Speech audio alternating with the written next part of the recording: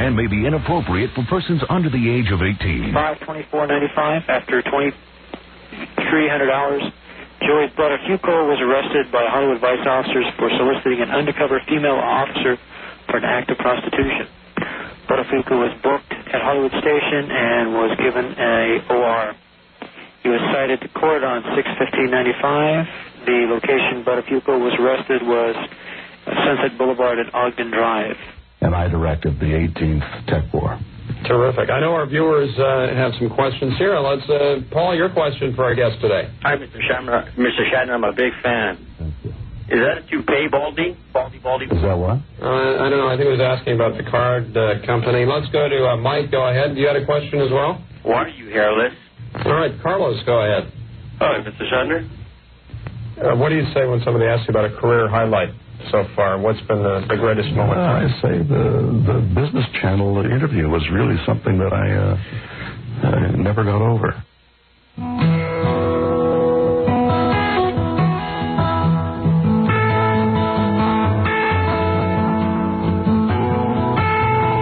In my mind, I'm gone to Carolina. Can't you see the sunshine? Can't you just feel the moonshine? Ain't it just like a friend of mine to hit me from behind? When I'm gone to Carolina in my mind. Karen, she's silver sun. You best walk away and watch it shine. Watch her watch the morning come. Still tears appearing now, and I'm crying and I'm gone to Carolina in my mind. Ain't no doubt in no one's mind. Love's the finest thing around. Whisper something soft and kind. Hey, baby, the sky's on fire. I'm dying, he died. Gone to Carolina in my mind. In my mind, I'm gone to Carolina. See sunshine, can't you just feel the moonshine? Lord, ain't it just like a friend of mine to hit me from behind? When I'm gone to Carolina in my mind. Dark and silent late last night, think I might have heard the highway calling. Geese in flight and dogs at flight. Signs that might be omen say I'm going, I'm gone to Carolina in my mind. It's with a holy host of others standing round me. Still I'm on the dark side of the moon, and it looks like it goes on like this forever. You must forgive me if I'm up and gone to Carolina in my mind. In my mind I'm gone Carolina. Can't you see the sunshine? Can't you just feel the moonshine? It is just like a friend of mine to hit me from behind as I'm gone to Carolina in my mind. Gone to Carolina in my mind. Well, I'm already gone. I'm gone. Say nice things about me, I'm gone, solid gone. You'd have to carry on without me. I'm gone to Carolina in my mind. Yes, I'm gone. Well, I'm gone to Carolina in my mind. Yeah! Oh, yeah. First on radio, first on television, and first in the hearts of his listening audience. Howard Stern is second to none. Humble, pious, just, humane, temperate, sincere, dignified, and yes, he wrote this. Howard Stern is none of these things. Never a more condescending egomaniac ever ruled the airwaves. But right now, New York needs this egomaniac like we never did before. Why is Howard Stern making the biggest sacrifice in running for office of governor? To put his radio, TV, and movie career in jeopardy while taking on the responsibility of running for the governorship? Well, we all have to make sacrifices. So, I am extending a challenge to all other supermodels out there to show their support for Howard Stern. And that means you, Christy, and Paulina, and Claudia, Elle, Cindy, and even you, Kate Moss. Help us make some history here. Time to change to Howard Stern. Thank you.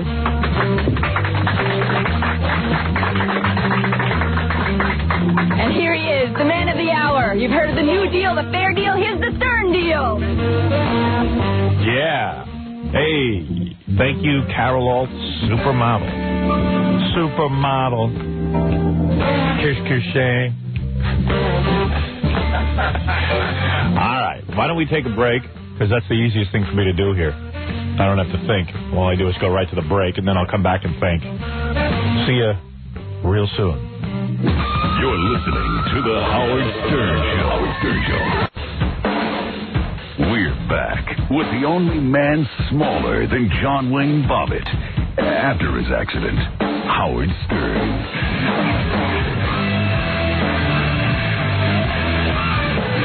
Thank you.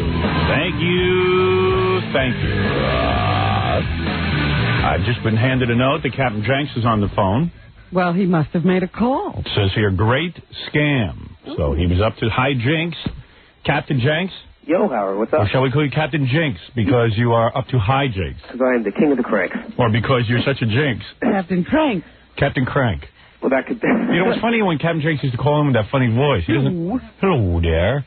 What happened to that? What's that? What? Yeah, you used to call up with a funny voice. That was great. Yeah, that. Yeah, well, I only used to use that voice so that I could pass the screener so nobody would know my voice, but it's just gotten to the point where it doesn't even. No, it's funny when you used to call us with that voice. Oh, really? Yeah, but it's okay. Would you like me to do it for the rest of the No. Just do the phone call. Who did you call? Okay, I called the USA Network. All right, and what show was this? This was, they have USA Live where in between they play the People's Court and stuff. Yeah. And then they go back to the, the cafe, which is like, where a bunch of people sitting around talking about the cases and stuff. I see. And I called in. They were supposed to have Barry Slotnick on, the lawyer. Right. And I called, and Barry Slotnick was running late or something. She announced it on the air that he was running late. So I called in and said that I was Barry Slotnick and that I was over in Penn Station, that we just gotten into a car accident on the way over there. Oh, good. So they were like, oh, okay, we'll put you on by phone. Is that okay? I was like, yeah, that'd be great. So they put me on by Yeah. So they put me on by phone, and this is where it unwinds from here. All right, go ahead. Now, Barry Slotnick was supposed to have showed up in our cafe today, but we think he got into a little bit of a traffic accident, so we have him on the phone. Barry? Hello, Kathleen. What happened? Oh, the limo just slammed into the car in front of us.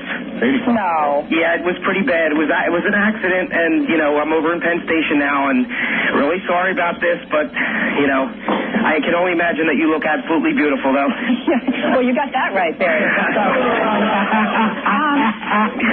We figure since he's probably charged, what, $4.50 an hour at least? Oh, a little bit more than that, Kathleen. A little bit more than that. Okay, well, you kind of stiffed us, so what? I'm really sorry about that. I just want to say that I'm sorry. Oh, sorry's not going to cut it, Barry, okay?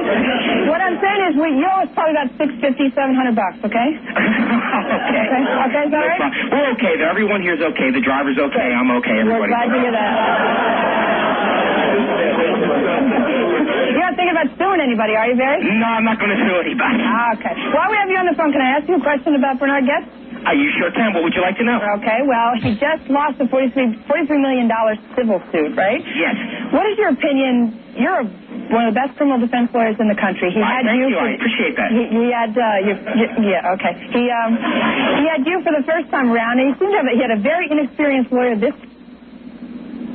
Why did he choose the lawyer he chose? Well, I'll tell you, Kathleen, I think that maybe he was trying to... Did you make Hot Monkey Love to Howard Stern? We're going to go to the verdict in this case, and it turns out to be a very, very interesting decision. Stay with us. You never know what will happen. That was it. Well, when you said Hot Monkey Love, she just went right into that? Yeah, well, they hit the delay, but they hit the delay at the wrong time, so the actual question still got out. Oh, my God. Now, the thing that... Oh, they have a delay. Yeah, well, they got a 7-second delay on that channel. But the thing that was really messed up was they played that off for the rest of the show.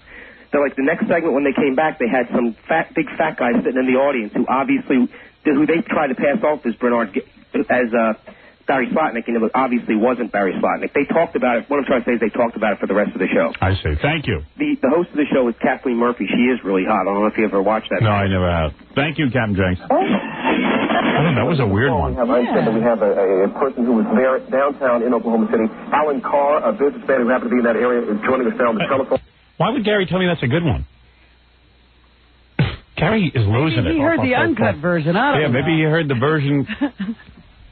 Why would you think that was good? I thought that was sort of interesting. I really did. Did you? Called up and, but the punchline was completely obliterated. No, it wasn't. He said, would you make Hot Monkey Love? And then they just ignored it like a lot of people do. I thought it was interesting. Okay. Well, this one's better. Which one? This one? Yeah, slightly better. Hey, you're on the air. I don't know. I mean, just kind of fell flat. There's a lot of build-up for not much. Yeah, right. I don't know, man. I wonder what he found funny about that. Right? Am I right, guys? Yeah, I think most of the audience probably thought it was really the guy. Yeah. Right. And then they bleeped out. Slotnick made a little joke, and then they got disconnected. Yeah. Right. Gary came in all excited. I mean, we've had really great phone calls, and you tell us it's a great one. It wasn't even good. And the longer it got, the more you're saying, there's got to be some payoff. Oh, yeah. Oh, I was into it. Whoa. And then there was no payoff. Oh, he's going to hit him right between the eyes. Yeah, I mean... You expected them to get mad. I'm relying on Baba Booey to screen these a little bit. Because a lot of the times, like, guys will call up with phony phone calls and they're not all that funny. Right. And Gary goes through a lot of them. Yeah. I'm just wondering why because the note was, great scam.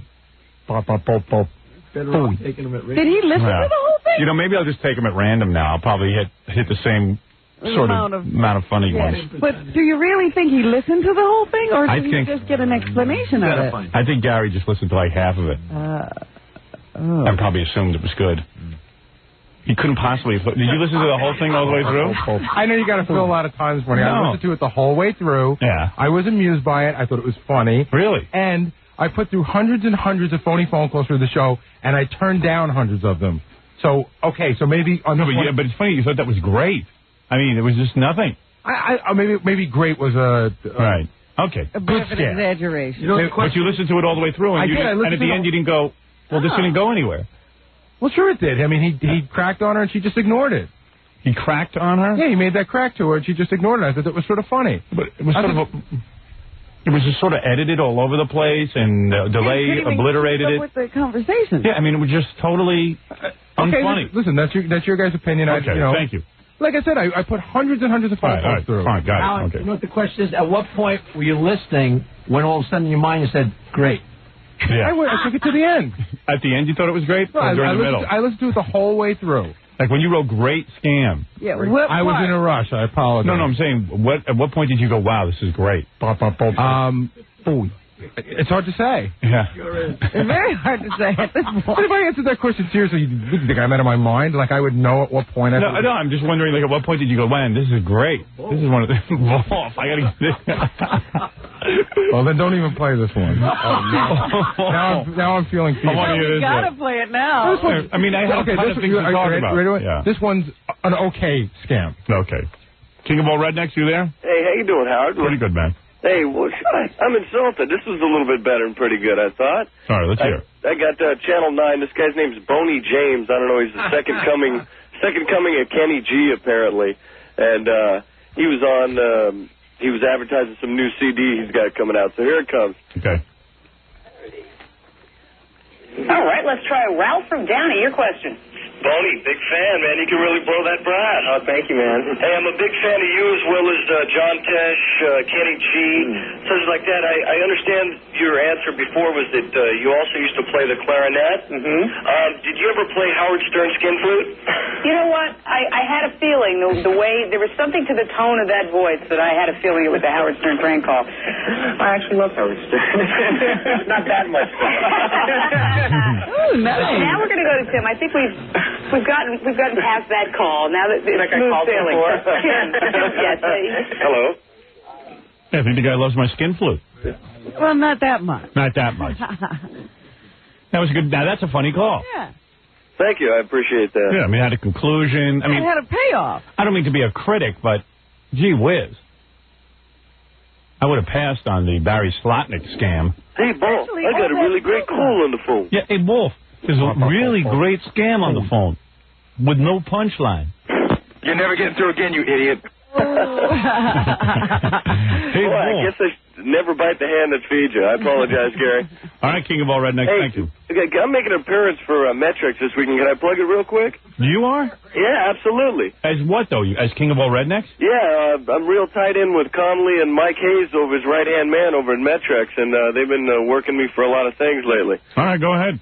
This weekend, Saturday, Venice Beach, May 11th, I'll be a celebrity judge for the Miss Galaxy Fitness and Swimsuit Competition, sponsored by Metrics, held between 9 and 12. And all right, thank you. Okay, right, thanks a lot. I appreciate it. You give a guy a second. Out the plug. Yeah, you give a guy a second to do a plug, and all of a sudden he's doing he's reading off a piece of paper. Yeah. No, hey, I'm going to be here. Boom, done. Wow. Man, am I out of it. I went to bed 5 o'clock last night, and I woke up at 5 o'clock today. Oh, my God. I'm a mess. And I'm still sick. Really? Yeah. Well, I mean, a cold doesn't go away in a day. No. I got home yesterday, and Ivan Reitman was on the phone. What did he want? He evidently checks in every couple of days to give his critique of everything that's going on. And what did he say? So things were going well. Very, very happy. Good. But, that's about the most excited you'll get out of him. He doesn't want to jinx it. That means it's wonderful. Right. It could mean. I'm assuming it's wonderful, then. Well, would he call and say things are going horrible? Oh, yeah. Oh, he would? Oh, absolutely. Oh, then this is wonderful. But he's a super sensitive guy. Yeah? You see, he doesn't realize this about himself. Ivan's the guy producing my film, and he's a genius. He produced, he directed Ghostbusters and Stripes and Meatballs and not Animal House. He produced that one. And Dave and not Junior. Did he direct Junior? Yeah. What's the big one? Twins. With Arnold Schwarzenegger and Danny DeVito. He directed Junior. Yeah, he did. So anyway, but he's a real sensitive guy. He'll call up and give me the straight skinny. Yeah. He won't hold back anything. Beat around the bush. Oh no. Goes right for it. He'll tell you if something's good, if something's bad. But if you tell him something's bad, he'll fall to pieces. Oh really? Oh yeah. Did I ever tell you this story? No. I think Ivan is probably one of the best directors in the world. Mm-hmm. I think he's brilliant. I think that Twins is he took Arnold Schwarzenegger and made him funny. Yeah. That's amazing. Ghostbusters, brilliantly funny movie, entertaining, moves fast. So I hold Ivan probably up there right next to God. So it's pretty important when I'm on the phone with him. But the only movie I saw that I thought that Ivan didn't do a good job on was Junior. Yeah. I didn't think it was a good movie. And and Ivan was a friend at this point, and he asked me to go see it and tell me what I thought of it. So when I saw it, I didn't think it was very good. And it was no big deal. Once in a while, you come out with a clinker. I'd say after 50 great movies, to have one bad one, that's okay. It's got to happen, I suppose. Yeah, you're allowed. So I went to see it, and then I had to call him and tell him what I thought of it. And I put it. Didn't. Oh yeah, you didn't do that? No.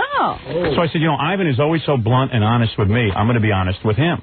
You figured he likes that. Yeah, because and I even called my agent. I said, I didn't really like the movie. I didn't really like the movie.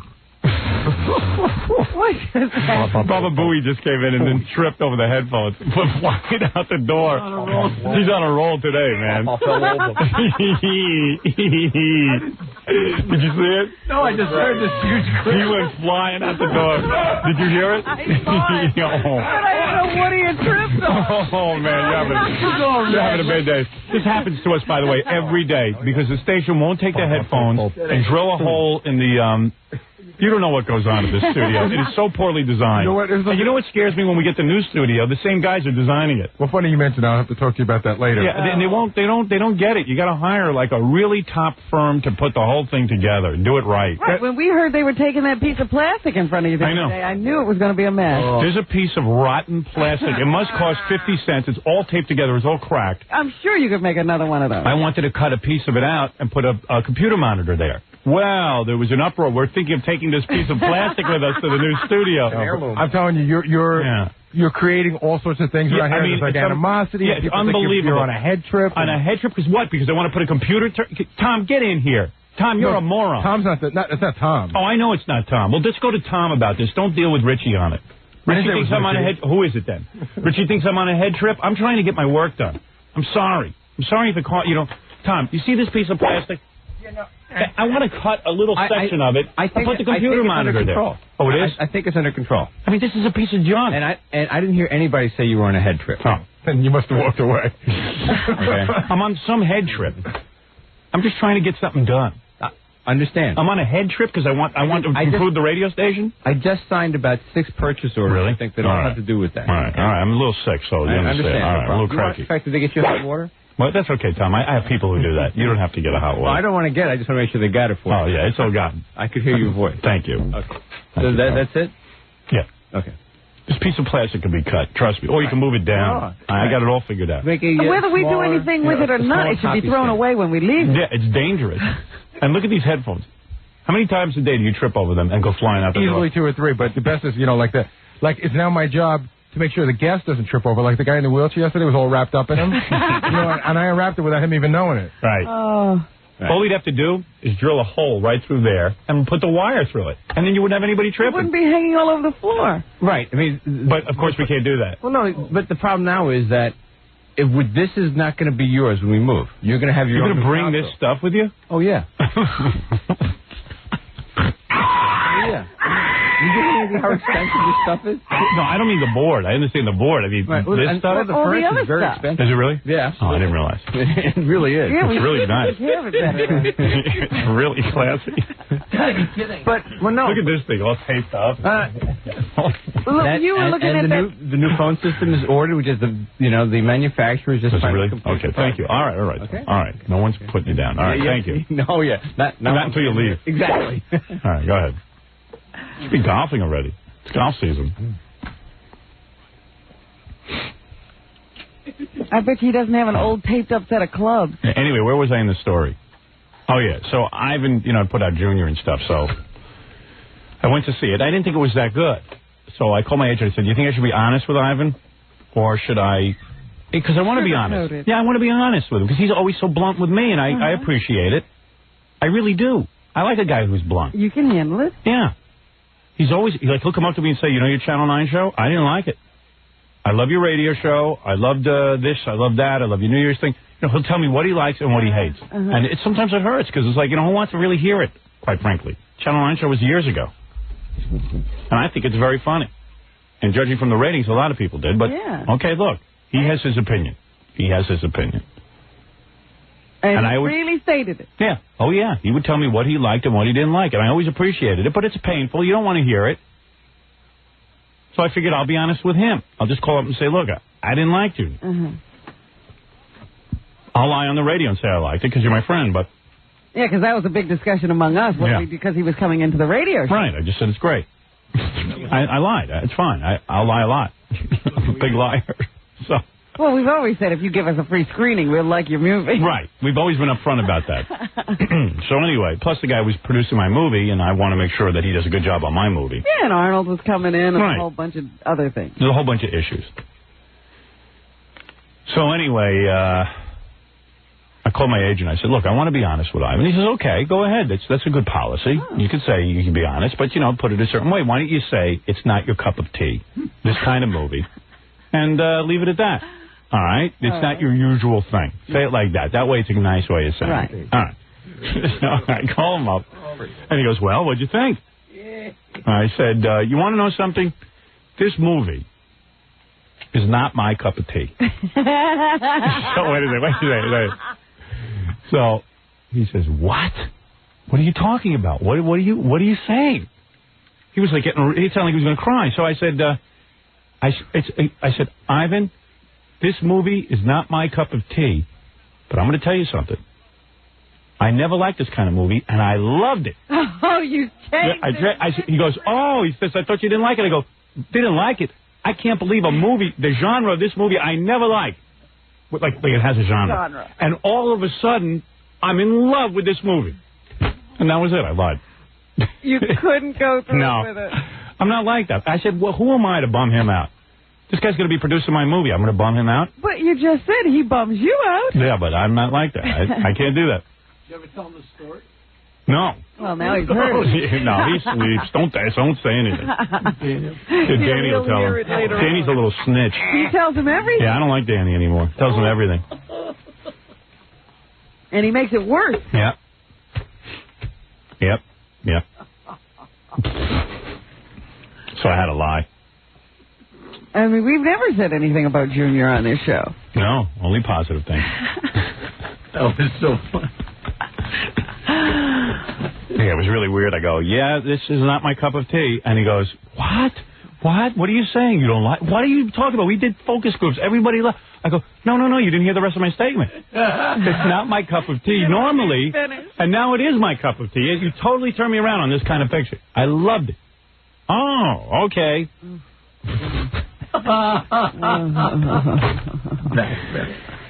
You're backpedal, major backpedal. I'm a real worm. So much for honesty. Yeah. Well, the guy's a brilliant. You know what? He's doing such a brilliant job with this movie. I never could have gotten this movie done without Ivan.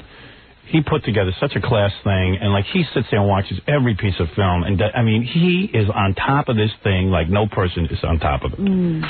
Between him and Betty, I couldn't feel like I'm in better hands, you know. So it's like, what? I'm gonna bum this guy out. This is the man. You did now. I don't know what you're doing. Nah, he don't care now. He's going to save this until after the movie was done. Nah, he don't care now. You sure? Yeah.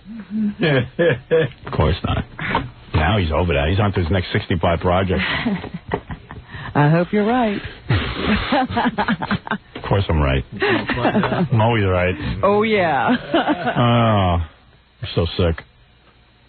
I have a fever, I think. Feel my cappy. Why didn't you take a temperature? Why don't you take my temperature? Want to take my temperature today? Oh, boy. We did that once on there. That was pretty good. You don't have a temperature. Gary, go out and buy an anal thermometer. Have Robin administer. The accurate temperature. Yeah. I bet you I do have a temperature. Do we have a thermometer? Not anal, like a regular oral thermometer? Unused? I'm sure we have one. Why would we have one of those around? Because we have all kind of weird stuff around. Yeah. Do we have one of those little strips they now put on babies' foreheads? Yeah. Sure we do. You got a thermometer? It's rectal. It's rectal? Yeah, that's your last rectal one. You're going to do it for me? I don't want you doing it for me. You're my ball. No. Why don't you just go out and buy me an oral thermometer? I might have an oral one, too. Let me see. Yeah, but who knows who used it?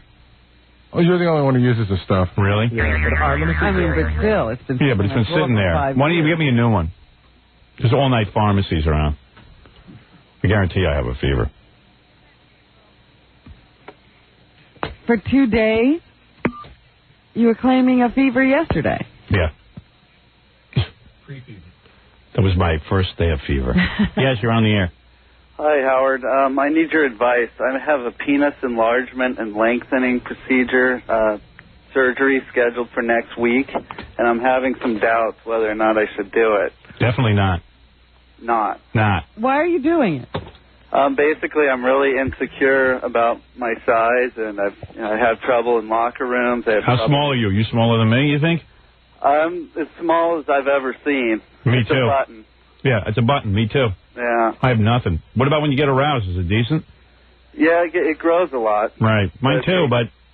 Well, have you... Did your doctor show you before and after pictures? Yes, they did. Those things don't look normal. Well... Did they pump it up full of... Like, did you see John Wayne Bobbitt's film? It's lopsided. It's awful. Things can go wrong, that's for sure. No, things will definitely go wrong. They haven't perfected that yet.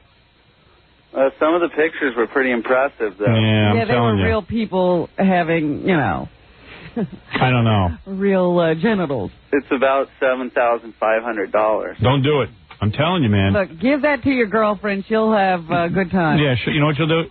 She'll just pretend you have a big one. That's right. Now, I know what you mean. Everyone wants a big one, but they haven't perfected it yet. I'm telling you, man, don't do it. Stick with what you got. Just do what I do. Keep it hidden from view until you get aroused. Yeah, but see, you're married. I'm on the dating scene. Yeah, when I was dating, that's what I would do. I'd wait till I get a little aroused. Let them see, huh? No, it's like you can, it's all smoke and mirrors, man. Even when I get aroused, sometimes they reach down there and they just can't find it. I know. I have had this. Listen, I've gone through all of that. Now that's not possible. I don't let them reach down there until I'm aroused. The only trick is that, like, if you go to take a shower after sex or stuff, you got to stay away from the girls. Oh no, I never let them see anything. If I get out of bed, I put on my underwear with my back turned. Same with me. I mean, my hairs are longer than me. Yeah. You understand what I'm saying? Actually, my doctor told me to shave the hairs, and it would to make it look bigger. Yeah, I've done that. And you know what? It makes it look smaller because you look like a baby. I'm telling you. I got the same problem, man. Join the club, But I'm telling you, I would be the first one online to get the surgery if I felt it was going to be safe. No, it's not. Would. I would. I swear to you. At this point? Maybe not at this point, but... Well, this doctor's done 5,000 surgeries, and he's been sued once, and he won the lawsuit. I don't know. Why are you messing with that thing? It'll break. Then you can't use it at all. Yeah, they say it can alter the angle of the erection, and also it can curve. Yeah, well, curve isn't necessarily bad. I saw a guy with a curve on. All that fat being on one side, that is really ugly. Yeah, and then when they cut that ligament, you don't know. I don't know, man. That ligament might be the thing that lifts the crane. Basically, I'm desperate. I get really... what I do... Like the first time with a woman, I get really insecure. And she won't, I swear to you. Come in here. If it's aroused, I'll let her look at it. No, I mean, what about... Wait a second. Your most Hold it a second. excited state. Forget Robin. What about me? You want me to look it over? You. I'll tell you if you're smaller than me. Actually, I trust you. You gave me a lot of courage by writing about it in your book, Private Parts. Yeah, I'm telling you, I wasn't exaggerating. I'm super small. I mean, the only thing you see is it looks like a little... I'm telling you, that's it. When I take a pee, if I don't aim, it'll just... Right, I know. Get it all down the front end. You're a women who are hung better than you. You're like a little pimple. It's an exaggerated clitoris. Have you ever looked... You know what is even more embarrassing? Sometimes when I'm around a baby male child and they change their diaper and everyone's looking and telling how small and everything, I'm saying the kid's huge. I thought that of my 3-year-old nephew. He's bigger than you, right? Pretty much. Yep. I really don't believe that's possible. When I was 13, I used to pray to God that it would grow. Me too. Ask Dr. Lou. I used to be at summer camp. I'd say, Lou, you promised me it's going to grow. I used to say to Lou, don't you think? Because Lou is very nicely... I say, Lou, you said it was going to grow. He goes, of course it is. He goes, let me look. He took a look. He goes, oh, my God. I go, it's got to grow. He goes, of course. He says, you're just a late developer. Then I'm 18, 19. I was his roommate in college. I go, Lou, when is it going to grow? He goes, I think that's it. Yeah, God never answered my prayers. Right. Yeah, I know what you're saying, dude. I know. And I think I thought I was responsible for it for a while because the first time I had an orgasm, I was doing naked pull-ups in the doorway. I thought it was because my cousin once punched me in my sack. And I said, that's what stunted my growth. And I'm telling you, I thought that for years. I still think it. Well, what did he think? Naked pull-ups did it to him? What, you were doing naked pull-ups while you were orgasming? Oh, it was the first time I ever had an orgasm. Well, let me understand something. You were doing pull-ups. Wait a second. Dude, you better get in here. I need to help you. You were doing naked pull-ups. Yeah, in the doorway. You know how you hang a bar in your doorway? Right. Yeah. And where was your parents? No one was home. All right. And you decided, hey, I'm going to get naked and do pull-ups? Yeah. It just kind of happened. Guys like to be naked sometimes and do stuff. Yeah. Okay. I can't explain it, but it just feels good. I know what you're saying, dude. I got aroused. Right. And I had my first orgasm. The strange fluid came out. While you were doing the pull-ups, you had an orgasm. I kept going. I was strange. And you got excited. Yeah. Okay. And you thought didn't know what was happening? You thought that because you strained, it stunted your growth, your genital growth? At that point. You get these irrational things going. Right. I had it too. I thought he orgasmed too early. I got punched in the sack. Yeah. That's interesting. And I said, oh, it stunted my penile growth. Yeah. But I don't think that's it. I think my grandfather on my mother's side was very, very small. I'm trying to find out, but my mother won't tell me. I think my grandfather committed suicide. Well, there you go. He probably had a small one, huh? Yeah. And I think I don't want to talk about anyone in my family, but you think your dad my might brother doesn't have the problem. Oh, he doesn't? No. Because he looks like your father's side. Oh, your mom's side of the family. Right. And you look like your father's side. Well, yeah. Does your dad have a small one? Pardon? Your dad must have a small one. I think so. Yeah. He said it was hard for him to take showers in the Army. Really? You asked him about it? A little bit. We skirted around the issue. Well, how did you do that? I mean, you said to your dad, hey, Dad, do you have a small penis? Or you've seen your dad naked, right? No, he hides it pretty well. Yeah, then he has a small one. My dad's pretty big, but I take after my mother's side of the family. Your mother's big. My mother's a big one. That must have been some father's son chat. Dad, so how did you ask your dad about his penis?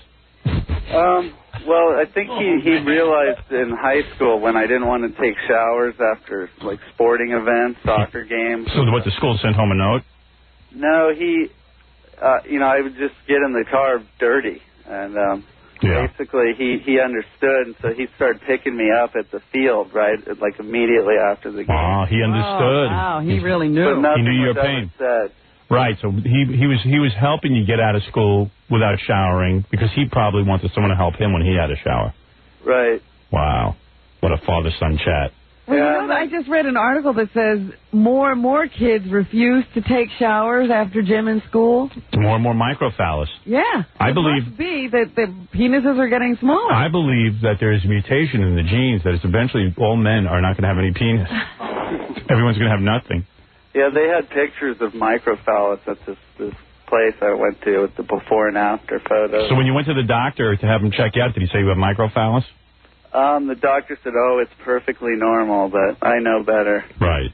Well, why don't you come down here? Where are you? I'm in California. I set my alarm just to come, maybe. Me neither. See? Yeah. Jackie, I've seen yours. You ain't bigger than a 6-year-old either. He's going, He said 5 inches. I was like, I'll trade. Right. No, I have 5 inches, too. Excited. I've seen Jackie naked. He's no bigger than me. But he's not ashamed. No, he's stupid. He just thinks he's proud of what he's got. My whole high school is like 2 guys that didn't take showers because they were embarrassed and they were like the outcasts. Right. I was one of them. Yeah, one time I heard a bunch of high school kids talking about another guy's penis when he wasn't around and how small it was, and they're laughing, and I had seen it and it was bigger than mine. Oh. Kind of brutal. Yeah, doesn't it suck? It's hell. So now you're saying you're embarrassed in front of women when you get undressed. Of course, but you got to do what I do. Well, when I'm around a woman, I'm immediately aroused, so they never know. Yeah, and I think... I'm always aroused. Yeah, when I go in and it's over in 10 seconds, and I think it's just I'm embarrassed by it, like that they can't even. No, you're probably right. I can't feel you. All right, dude. Listen. Well, if you want my recommendation, I don't think the surgery's been perfected yet. Yeah, it's kind of. If you were a chick who wanted breast implants, I'd tell you go ahead, but I don't know, man. Who needs perfection there? Yeah. No implant. I'm saying, with the penis thing, they're cutting ligaments, and I've heard horror stories. That's just not perfected. I think in maybe 5 years, you and I are looking down, some enlargement procedures that are safe. But why don't you get a breast put down there? Actually, they just take out part of the penis. Why don't you come down here? Why don't you fly into New York? Let me take a look at you. We'll bond. I feel like we bonded already. Yeah, do you want to come down here or what? Would you guys fly me out? Or? I think I would, yeah. Yeah, I'd do it. All right, hold on, okay? Okay. All right.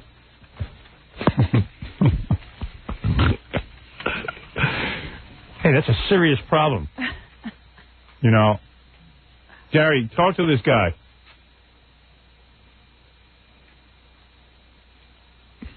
I think that the liberating factor would be for all small men to just show it. That's right. Maybe there are more of you than you think. That's right. Come forward. Yeah. All right. I'm going to pull my pants down right now. All right. Let's take a break. We'll be back right after these words. You're listening to The Howard Stern Show. The Howard Stern Show. And now, here's O.J.'s good buddy, Robert Shapiro, and nobody's buddy, Stuttering John. Robert, would you let your daughter date O.J.? Robert? I'm sorry? Would you let your daughter date O.J.? I don't have a daughter. Well, if you did? Come on, Robert, what's the matter? You can talk to us? Come on, Robert. Robert, will you be getting any other murderers off in the near future? Mr. Shapiro, did you ever find lost objects in your eyebrows? Robert, do you ever slip and call O.J. murderer?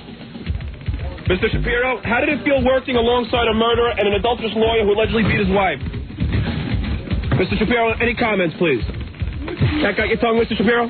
Mr. Shapiro, did Marsha Clark ever come on to you like she came on to Johnny Cochran? Mr. Shapiro, please comment.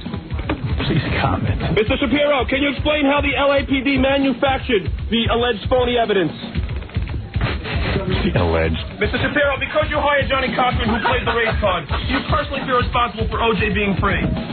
Mr. Shapiro, being hated and ostracized, was it worth it for a few shekels? Mr. Shapiro, please. What is going on? Mr. Shapiro, would you have represented Hitler for the right price? Please comment, Mr. Shapiro. Mr. Shapiro, how much did you pay Mark Furman? How much did you pay Mark Furman? Okay. Take care, Mr. Shapiro. Take care. Have a nice day. You're listening to a man who has never helped a murderer, Howard Stern.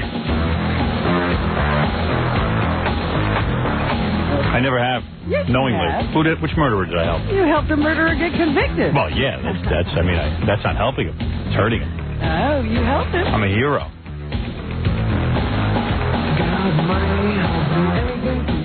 You want to take a... Hey, by the way, in case you didn't hear the whole show yesterday, which I shame on you, if you don't what are you doing tuning out? Yeah. What kind of fan are you? In case you didn't hear the whole show yesterday, Joey Butterfugo and Mr. Fischer. Elliot Fischer, Amy Fisher's dad, got into a fight on the air. They yelled at each other, and this is the first time they've ever talked to each other since Amy Fisher blew off a chunk of Joey Butterfugo's wife's head. Except that one time they had the run-in that Joey keeps screaming about during this conversation.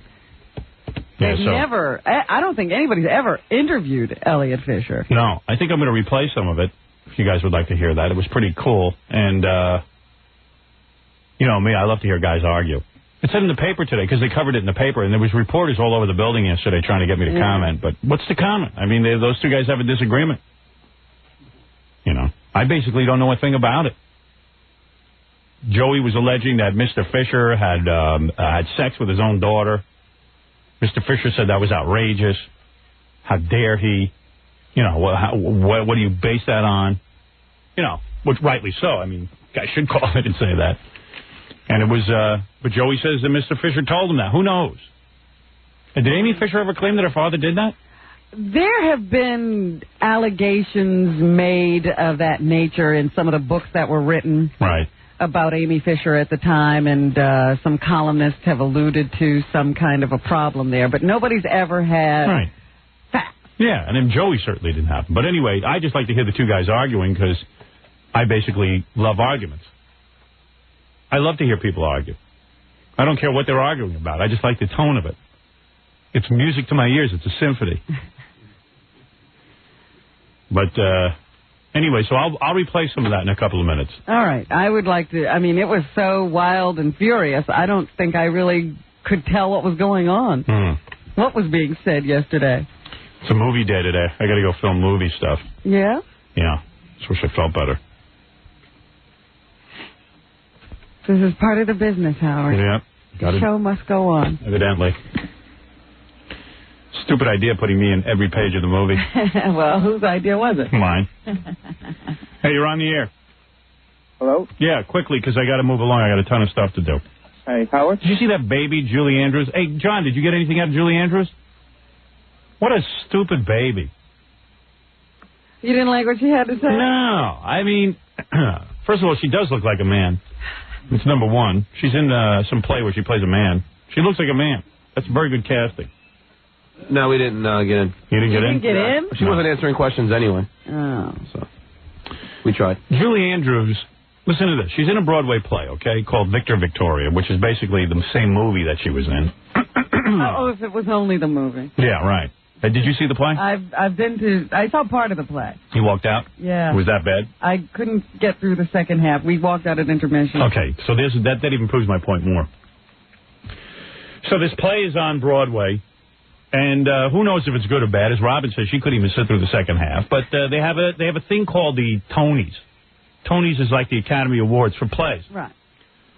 So they are nice enough to nominate her for a Tony. Now, for whatever reason, the rest of the cast wasn't nominated for a Tony, nor was the play nominated, nor was her husband, who's the director. Whoever is on this committee felt there were more worthy nominations. So she throws a tantrum, and she says, I'm withdrawing my nomination. I don't want to be nominated, because if you're not going to nominate the play and my husband and all these other people, which is a ridiculous premise. That's like saying if a movie was made and one person in the movie gets nominated for an Oscar, right? That person should not take the Oscar. It's absurd. I mean, listen, for whatever reason, that's what they felt. They felt that the performance of the other people wasn't up to Tony caliber. Yeah. But she's holding a press conference. She's going to grandstand and say, this is an outrage. Who is she to say it's an outrage? They didn't like the play. That's all. And what I heard one of the other performers say is that it was kind of weird because they get standing ovations every night to not be nominated for a Tony. But the people who are standing there aren't the people who vote. The people standing there trying to get out the door. That's right. They're standing up putting their coats on. They're looking for the exit. Imagine. The nerve of her. She is a loudmouth crybaby. Anyway, yes, go ahead. You're on the air. I didn't mean to interrupt. Hey, Howard. Yes. Hey, Robin. Good morning. You want to say hey, Fred and Jackie? Hey, sure. Well, why don't we say hey to the world? Come on. Go ahead. He's trying first, to I wanted to comment on the last caller about the penis thing. About small penis? Jesus.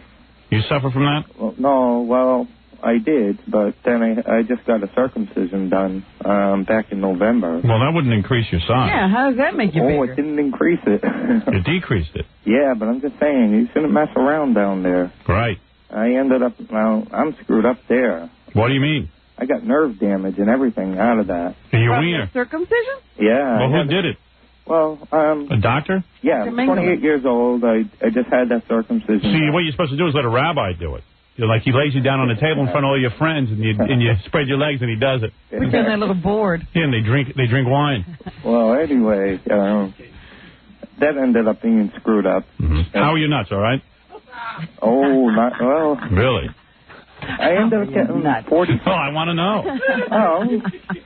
Hey, I'm giving this advice to Fred. I got like 40-something stitches going all the way around it, and you have to keep it like Vaselined up. So why did you get a circumcision in the first place? Because like Fred was having the same problem that it was starting to hurt, and well, Fred doesn't have that problem. I did so. No, he didn't. No. Frank had that. For it. Yeah, he got a circumcision. He's fine. Who? Frank, our sales guy. Who cares? Anyway, what did you call about? Anyways, one day I just pulled down my underwear and all the stitches came out. And wow. That's how I got the nerve damage, I guess. Wow, that's bad news. Is it usable or is it like totally useless now? Well, it's usable, but the thing is, the feeling's not the same anymore. Wow. Really? You don't get the total orgasm anymore. Wow. So, but should have done it. I don't know what you guys are rushing to do it for. No, I didn't want to do it. Trust me, I didn't want to do it. So why'd you do it? The doctor told me I had to. He said you need to get it done or else you're going to have complications when you're older. Oh, baloney. That's what I... That's absurd. Well, I believe that. You can't listen to these doctors. I know you said if you had a child, a son, you would not circumcise him. Absolutely not circumcise him. Really? That's right. Oh. That's right. Oh, no. Oh, yes. If you're going to do it, you got to do it when they're young. No. The older you get, the worse it gets. Ah, please. Sitting there cutting off some kid's skin. Please. Let me tell you something. Who the hell decided that one? You think that, how come God came down from the sky back in the old days, told everyone to get a circumcision according to the Jewish Bible, and now all of a sudden you can't find God anywhere? Where is he? Why doesn't he come down and reaffirm the circumcision? That was the last thing he had to do. Yeah, and then he did it, and then he disappeared. Come on. What are you telling me? What are you telling me? You're telling me in this day and age of hot showers and baths and oils that you can't keep that clean? Why did he have to get his cut off? Because the doctor probably said, well, as you get older, it won't be clean. No. Because, during sex with my fiance and stuff, it was starting to rip open a little bit, I guess. Be a mess, too, with my wife. She doesn't get excited anymore. I keep a tube of KY by the bed. That's all. I slap that on her, and then I'm fine. What? You're not listening to me. I'm telling you what to do. Your problem is you don't listen. That's not my fiancé, though. I'm just commenting on And you shouldn't marry that broad if she can't get hot enough to make sure that you don't rip. No. You hear what I'm saying? Grease her up like a wagon wheel. 3 in 1. Could you imagine marrying? When I married my wife, she used to be ready for sex in 2 seconds. At least I married her. She was hot. She was juicy Lucy. And now I tell you the truth. She isn't that excited when I go to get her. It's like a brick wall. It's just so sensitive down there now. Now you're sensitive, but you better go with a woman who's going to get nice and hot. Yeah, well, no, she's nice and hot. But No. She's not getting hot down there if you're ripping. Oh, no. You need somebody who's extra juicy. Hey, I tried the third input. That's what Ruben you shouldn't be messing around with a recent operation. When did you have this operation done? November. Oh, no wonder. You're moving too fast. Oh, you had to have that input. That's the input for a guy who's had his circumcision 5-6 years. No, I just wanted to try it, that's all. Yeah, well, you shouldn't have been so curious. I know. I'll tell you something. And you rip? What you're doing, I'm having sex now, 30 years. I don't even go in that area because I'm not experienced enough. Still not ready. I'm still not ready. I know my own abilities. That's a real tricky move. Oh, yeah. Over there. I like that. I'm telling you. That isn't the kind of move you just make. No, you're completely out of line. But anyway... I wish you had called me before you tried that. No, that's a mistake. Anyway, yeah, anything else? Yeah, I called you before about me and my fiance, well, you're probably going to just squash on her now about her not liking... Well, she loved you, but she thought I got too obsessed with you because I worked the third shift and... You're working the third everything. Yeah. All right, tell me what your problem is. Do you have a problem? Yeah, real. What is your problem? You seem to be hinting at something. Well, I just made a suicide attempt 2 weeks ago. On yourself? You're the guy with the suicide? Yeah. What is your problem? What, because of your peenie? No, nothing to do. I just made a comment about because that. You tried to have the suicide? Well, how did you try to kill yourself? Refresh my memory. There's so many people with suicide these days, I can't keep track. Well, how did you try to do it? I really don't even remember you. That's how meaningless everything is. Go ahead. How did you do it? I drank a bottle of hydroperoxide. You weren't serious. A cough bottle of medicine, hay fever pills, and a 12-pack of beer. That won't do it. No. I do that. Fred does that every day. You prepare for the show. So what happened? Somebody found you? No. That's what I'm trying to tell you is that I woke up. Like, I went to bed after I did all that, and the only thing I look forward to in life is just listening to the Howard Stern show. I love it. In other words, I'm keeping you alive, right? No. You don't want to die. I'm not going to praise you and say you're God and everything. Well, then I'm going to hang up on you. I know a Polish guy who cut his wrists in the garage. Yeah. And he didn't kill himself either. Now, let me tell you something. Anyway, I ended up... Are you trying to say that you tried to kill yourself? Is this because of your circumcision? No. Well, no, I don't know. Maybe that was part of it. You feel like things are going wrong in your life? No, the last time I called you about me and my fiance, and you started saying, oh, well, screw her. Yeah, because she doesn't like the show and you like the show. Right. Yeah. No, but she does. She did like the show, but... But she feels you're too into it. Yeah, right. Well, you get rid of her. First of all, she's drying up on you. Number one, she's drying up on you. And that's a bad sign. Get yourself a new broad and you won't be so sad. Well, I've been with her for 5.5 years, so... Yeah, so there's a good reason. Anyway. She's drying up on you. Well, I got more problems than anyone can imagine. Why are you getting married with all these problems? Well, that's why we're not getting married. We were supposed to get married. What is your problems? Let me hear your problems. You had this bad circumcision. That's nothing. You just need a girl who's a little more loose. That was nothing. Well, all right, go ahead. I can deal with that. Yeah. Then I have an eating disorder, too. What is your eating? You fat? No, I'm anorexic. Oh, there's nothing wrong with that. Male anorexic. This is the first. I wish I had that. I know. Not too many males. How much you weigh there, buddy? I was 178, and I'm down to 118. But that isn't so bad. 118? That's not so bad. How tall are you? 6'9". 5'10". He's 5'10". He weighs 118. That's not so bad. Oh, my goodness. But anyway, the one thing I... You know, that has to make your wiener look more pronounced? Or more pronounced. Does it lose weight? No, that pig gains weight. I'm not even concerned about that. All right, go ahead. I don't care about down there anymore. What do you want to be so thin for? Well, I don't know. Put on some weight. Look like a woman. I did. I'm right up to 137. Oh, okay. That's all right. All right. Go ahead, yeah. And what else is your problem? Well, the thing was, I had a choice when... Now, I'm not trying to, like I said, I'm not trying to praise you or anything, but I was sleeping, and after I did all that, I woke up, and my head was messed up, and the doctor said, if I went back to sleep, I would have stayed sleeping forever, but I took myself up to the hospital, and they gave me charcoal and stuff like that. Charcoal? Yeah. I'll eat that. But, I'm on that. You pop a few charcoals every day. That's for gas problems. Yeah, go ahead. Well, the only reason I did it is because I made charcoal? I didn't want to miss the Howard Stern show anymore. Really? Yeah, I really didn't. But then now they're putting me into all these lunatic places. Yeah, well, you're a lunatic. No, I'm not a lunatic. Trust me. Of course you are. Trust me. You try to kill yourself. Right. It doesn't make you a lunatic. Sure it does. No, it You got doesn't. mental problems. Well, yeah, maybe you have problems. All right, but you're working on them, that's all. So what's your problem? Just stay alive and... What, do they want to put you away? No. They're not going to put me away. They just keep evaluating me. Of course. You need constant evaluation. Who knows what you're going to do next? Well, the one bad thing... Here you are, guy. You finally eat. You're anorexic. And what do you eat? Charcoal. You've got a serious problem. You need someone... No choice. You know, you need to live with my dad for about a year. He'd straighten you right out. Yeah. Oh, I'm telling you. You would have no more problems. But anyway, the one thing that... All right, so in other words, the thing that's keeping you happy is the Howard Stern show, right? Well, the one thing that's keeping me in connection is the Walkman, but they're sending me to these lunatic places, and I end up getting my Walkman, and everything's stolen out of my bag.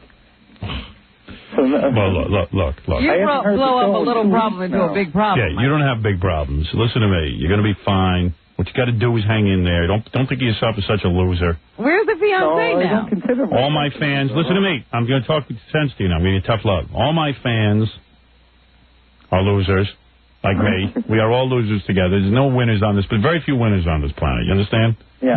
Most life is very difficult. But we go on, and having me here every morning is what keeps people happy. Now, as long as I'm on the radio, you'll be alive. That's true. And don't Your worry. job is to stay on the radio. Right. Your job is to stay there listening. Okay. Now, I'll do my job. You do your job, all right? Yep. All right. Now, stop it. Now I'm staying at my father's. Yeah, good. Well, don't say good. That's not good. It's not good at all. Everybody has ups and downs in their life. I think somehow or other he's going to say he can't listen to the show. I wish you'd get to it. He won't get to a point here. I can't listen to the show. Well, then get a Walkman and listen. I never heard of a guy can't get a radio. But I've been I have a decent job and. So get a radio. What's your now you have a problem? You can't get near a radio? No, all these problems are costing me my job. I'm not going to have a job. You're going to have a job. That's what I wanted to tell you. All right, listen. I got to go. Hold on, Howard. I got to go. I can't take it from you. Right, listen to me. You have no problem. You got a perfect life. I just want to tell you one funny thing. All right. I went to Ireland 2 weeks ago, and that's just before I committed what I tried to do. Yeah. And Dublin Airport. That's a huge airport, and it's full of all Europeans. And you're killing me. All right, listen. I got an audience sitting there going, "What is Howard doing with this guy?" I know. I can hear them all saying it. Their hand is on the dial. Go ahead, ruin me. Anyway, I went up to the lady, and I had to page someone. And I paged Fred Norris, then I paged Jackie Martlin, then I paged Robin Quivers, and then I even paged you. But the moment I said Baba Booey, that's when they knew. I wish I had on. All right, listen to me. Call me up in 2 weeks. Let me know how you're doing. All right. All right. You'll be fine. I don't know. All right, just call your doctor. What are you calling me? I'm a doctor. I have to go. I'm going to be going they're taking me into the hospital. All right, well, good. Let's see what's wrong with you. Maybe they'll figure something out for you. I've already been to figure it out for yourself. Sit down, and what you got to do is get into like what I'm into, transcendental meditation. That'll mellow you out. Why don't you sign up for that? Oh, they put me into a detox. No, did you hear what I just said? What did I just say to you? What are you going to go do? Go sign up for that. That straightened me out. I got off the drugs and everything. Go ahead. Give it a shot. Hey, can I tell you one more thing? Oh, for God's sake. You don't let me off the hook. I was going out to Newton Wellesley Hospital there when I was having my eating disorder. I had that for 4.5 years, and that part of your book about the compulsive disorder, that helped me. I'm good myself. You need so much help. Yeah, I had problems, Nothing too. ever helps you out completely. Do the TM. That's my recommendation, okay? What's that? Transcendental meditation. Try it. See if it works for you. I've tried that. Oh, you did that? I'm doing pretty good with that, though. Oh, I see. Ooh, what a sad thing. Your book really helped out a lot. I got to tell you, I just took 5 bottles of pills. What girl sleeps with you? Good Lord. She's dry, that's all I know. I'm dry from him. I tell you, I just dried up.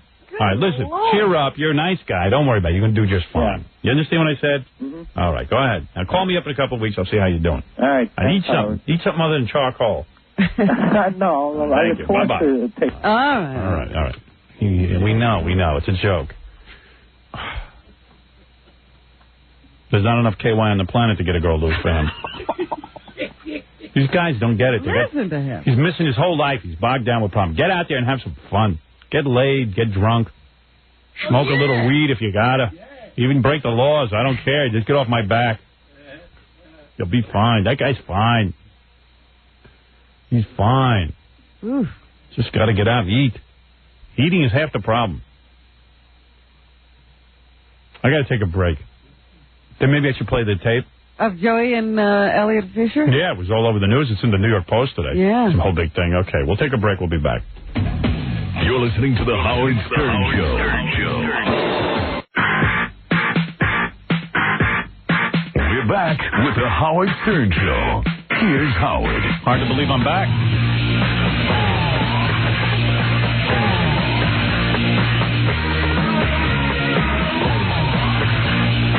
I'll play Mr. Fischer and Mr. Butterfugo in a minute. A lot of requests coming in for the Kathy Lee song. Ever since Kathy Lee had that trouble with that guy accusing her of having Honduran slave labor make her clothes, we got a nice little song going. This is called We Don't See the Sun. These are the kids of Honduras singing. I'm supposed to be personally responsible for everything that happens around the world in Honduras. Kathy Lee is such a phony. We don't see sun. We're kids in Honduras. We don't see sun. She didn't know that we mail her clothes. We had to sew them with bloody fingers and toes. Kathy Lee says she helps kids. She's full of crap. We work for pigs' wages while Holy takes a nap. She's such a loser. Well, Kathy gets rich, we all get poorer. Kathy Lee is no hero. She's just a jerk. I often wonder now what my life would be like and what would have happened to me if I hadn't gone to that Billy Graham movie all those years ago and trusted God with my life. I've made an awful lot of mistakes in the years since, and I've been accused of making some that I haven't made. I don't think my integrity should be called into place when this is a man who stands up, nobody's ever heard of him before, and makes allegations against me and Walmart. Poor Pedro got no dough, but Kathy Lee's in the sun. Poor Maria got diarrhea, but Kathy Lee's in the sun. Kathy tried to read this on the TV. She doesn't care if we have leprosy. I started my clothing line to benefit children. Millions of dollars have gone to help children. And I truly resent this man imputing my integrity. You can say I'm ugly, you can say I'm not talented. But when you say I don't care about children, that I will exploit them for some sort of monetary gain, for once, mister, you better answer your phone because my attorney is calling you today. How dare you? Got no food, it's so rude, but Kathy Lee's not upset. If fruit flies are buzzing around the Mulmer's head, that's why we're loading that dumb bitch in her Walmart clothing. She's the fun of all time. Kathy Lee's in the sun. How dare you? How dare you? How dare you? Kathy Lee says we can call her untalented and ugly. So, let's go for it. I love that song. And I know you do, too. We Don't See Sun, the Kathy Lee song. All right, I got a couple of people still holding on the line, and then we'll play the Butterfugo Fischer feud that turned into such a big story yesterday. Quickly, because I have to get to that. Yes, you're on the air. Yes, I want to talk to Howard about getting... Yes, this is Howard. When I say you're on the air, that means it's Howard. Oh, my God. Yes. Oh, my God. I watched the E! show, and I saw what you did for Elephant Boy, and I figured... What, humiliate him? What? What did I do? What did I do for him? You got him a date. I got him a date, that is correct. Yeah, so I figured if he could get a date, then I definitely could. Well, what's wrong with you? I'm overweight. Women are a lot less particular than men. I'll be honest with you. It's a man's world. Even somebody with a distorted vocal pattern can get women. Yeah. Very hard to take a woman. How much do you weigh? I weigh about maybe 250, maybe. Oh, my. So that means you weigh about 280. Oh, my. What do you mean? Tell the truth. No, about 250. No, you weigh more than 250. How do you know? Because I know how people think. I'm a study of human nature. Well, whatever you want to say. That's, you know. You weigh 280. What? You weigh 280. If you say... if you say so, then that's... No, I'm not trying to put words in your mouth. I know that when a heavy person says they weigh 250, it means they weigh 280, yes. Okay, I weigh 280. Of course. I told you. Okay. I'm right, aren't I? Yeah, you're right. I know I'm right. Yeah. Listen, I'll tell you something. I'm not a particularly intelligent man when it comes to studying math or science. Yeah. But when it comes to fatzos, I know them. That's the kind of guy I am. I have weird knowledge. I think you're really cool. Of course I'm cool. I'm the coolest, Daddy-O. I'm the greatest. No, but see, like, the problem is, like, I have a lot of guy friends, and they all tell me, you know, hey, you're a knockout. You could be a knockout if you lost weight. You know, that's another thing. Let me clear up for you, because I'm going to be totally honest with you. Yeah. That is code for... Let me just say something. Yeah. There's a lot of obese people. You look at them and you say to them, man, you would be great looking if you lost weight. What a pretty face. Let me tell you something. A lot of them lose weight. They're still ugly. No, but I'm not ugly. Now, listen to me. So if there's no guarantee... That's a lie. That pretty face is a lie. Yeah. A lot of them, what happens is you get so fat, all your features look the same. Oh, that's a shame. Oh, that's a shame is right. That's a shame, Howard. What do you really love to eat? What is your passion? I like to eat junk food, exactly. What kind of food? Junk food. What is junk food? Like, just like going, like, to McDonald's or whatever. McDonald's. You're a big fatso and you walk into McDonald's. Oh, they must love when you walk in. And what do you eat there? A couple of fries? The curly fries? They don't have curly fries. Well, I wouldn't know. I stay thin by not going there. Oh, okay. Do you just drive through or do you walk in? Walk in. You walk in? Yeah. The sign changes when you walk in. Really? Oh, that's Numbers start to roll. Numbers start to roll. All right, I found you a man. You ready? Who? Richard from the Bronx. You want to date her? Yeah, I'll go out with her. What do you? Why do you want to go out with her? You like fatsos? Well, let's put it this way. I'm a lover of the gay sheesh, and I say there's beauty in every woman. You can make love to a woman that weighs 280 pounds? I've done it before. Really? Yeah. And when they take off their clothes, you don't pass out? No, because there's more women to hold. There's more cushion for the pushing. Oh, I don't buy that. You're sick. You know what? You're sick. Thank you. Love you, Howard. Yeah, sick man. We're not going to let you go out with that guy. No. I'm not going to let you go out with him because you know what? He'll chop you up like an elephant. That's a shame. And save your tusks. I thought you were so cool, you know? No, you don't want that guy. Like so brutal. That's right, I am brutal. What show have you been listening to? You didn't know he was going to say these things? Honey, you are an oxen. Now, what you got to do if you want me to get you a date. Oxen get mates. You want to come down here and let me look you over? Of course, yeah. All right, why don't you come down here? You going to get naked? No. No, she's not. Not in my studio. That's discriminatory. I don't want it. That's right. That's discriminatory. Let the discrimination begin. I don't want to see you naked. Yeah, so? I'll tell you something. They're the size of an elephant. You know that a baby elephant weighs about 220? So, fat people have feelings too, you know? Oh, please. All you got, you know what kills me about you? What? All you got to do is not go to McDonald's and eat yourself something fresh and healthy, and you would be thin. Well, it's not that easy, you know? Well, were you raped or something as a young woman? I said, were you raped as a young woman? What? Were you raped as a young woman? Yes, I was. Of course. That's all you're doing is hiding behind the fat. I know your whole story. Well, you know my whole story? You were raped with a French fry. Oh, stop it. Oh, God. You're a trip. Oh, my God. Raped with a French fry. Someone forced French fries into her. God knows what got a hold of you. I was raped with a French fry. I can't believe I'm the size of a French fry. You are a French fry. Yeah. What? You were raped, right? I know your whole story. What, do you have to scream it at her? Oh, God, you were, that's right? a funny thing, you know. I'm not saying it's funny. Oh, Jackie gets a kick out of it. I'm saying that you are. I know the whole psychological thing here. Whatever, okay? All right, you want me to help you? Yeah? Have you ever had a boyfriend? Yes. Well, what happened to him? He died from asphyxiation. She rolled over on him in the middle of the He night. left me. He what? I didn't want to give him any, so he left me. Why didn't you want to give him any? Because I'm just saving myself for when I get married. Are you crazy? You better spread those legs. Crazy? You better spread those legs, honey. No way. No way. You think some guy's going to take up with a big fatso? The thing that he's looking for is someone who's desperate. I'm not desperate, okay? Sure you are. No. You're calling a radio show looking for a date. You got to be desperate. Okay, whatever. I agree with you totally, okay? At 280 pounds, you got enough for everyone.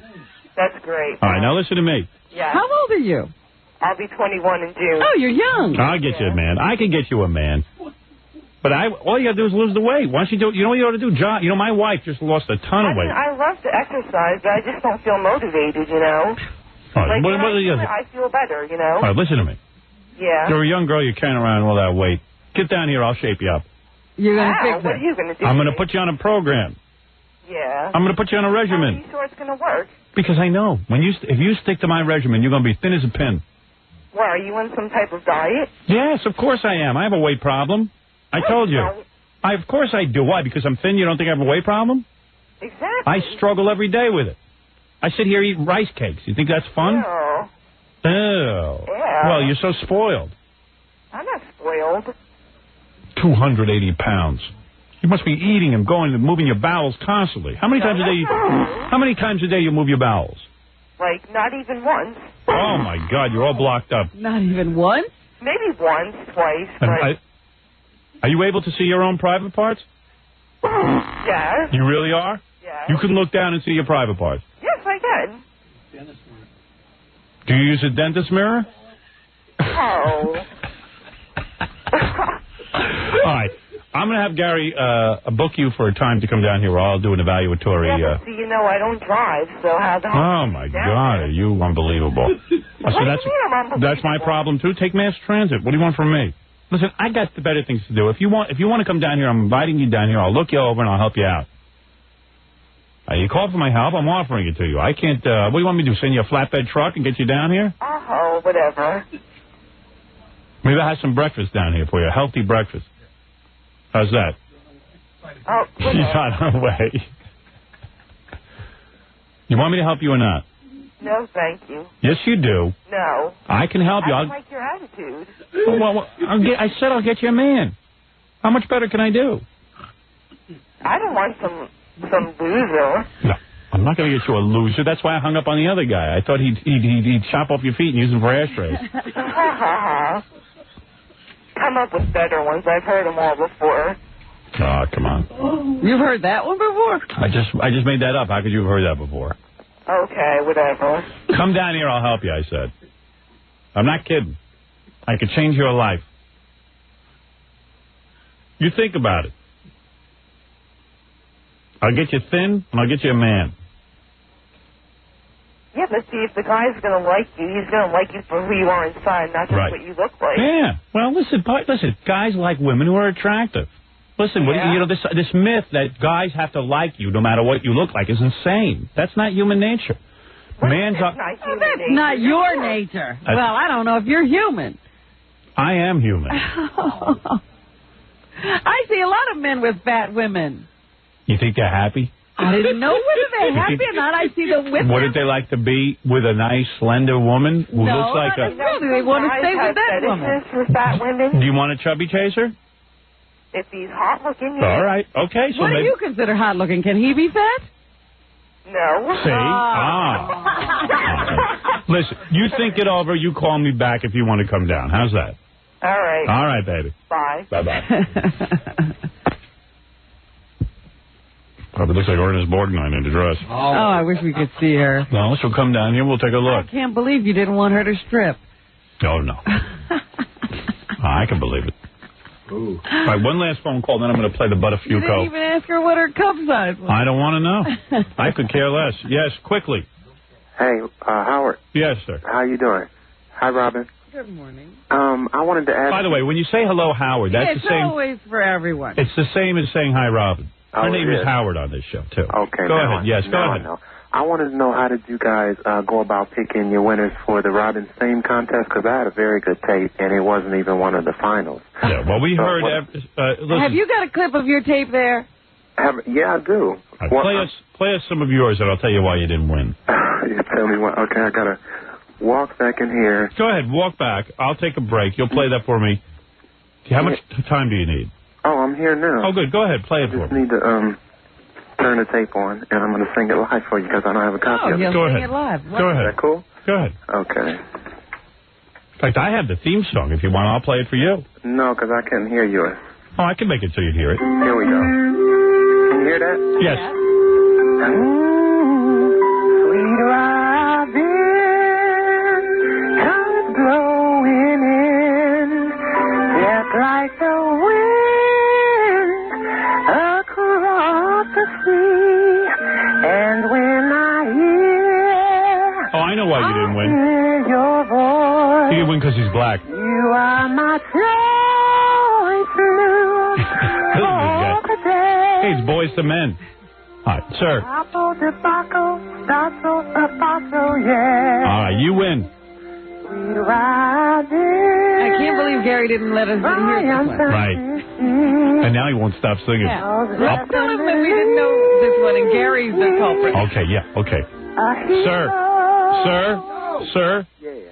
Could I say something? Could I admit a mistake? You what? Could I admit something to you? Okay. I'm being dead serious? Okay. Gary never played me yours, and I'm telling you, you would have won.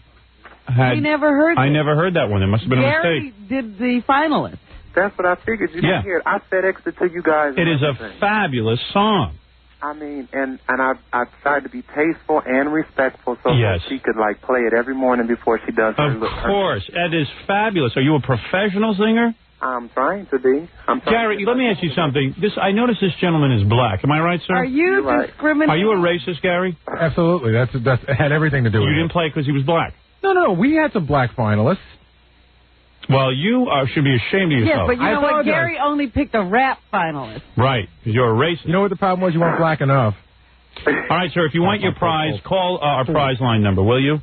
I don't know that number. Let me give it to you. And please bleep it off the air, Gary, so no one else can hear it. Okay. For your prize, call 516-922-9463. 516-922-9463. That is correct. Okay. All right, and then you'll receive Thank your you prize. for that beautiful song. That is the most beautiful song parody. It was very classy. Okay. All right, thank you. All right. Bye-bye. That's insane. Another happy listener. Wait till he calls and gets Jackie's phone number. That stupid joke message. You're going to call him. Good. Right.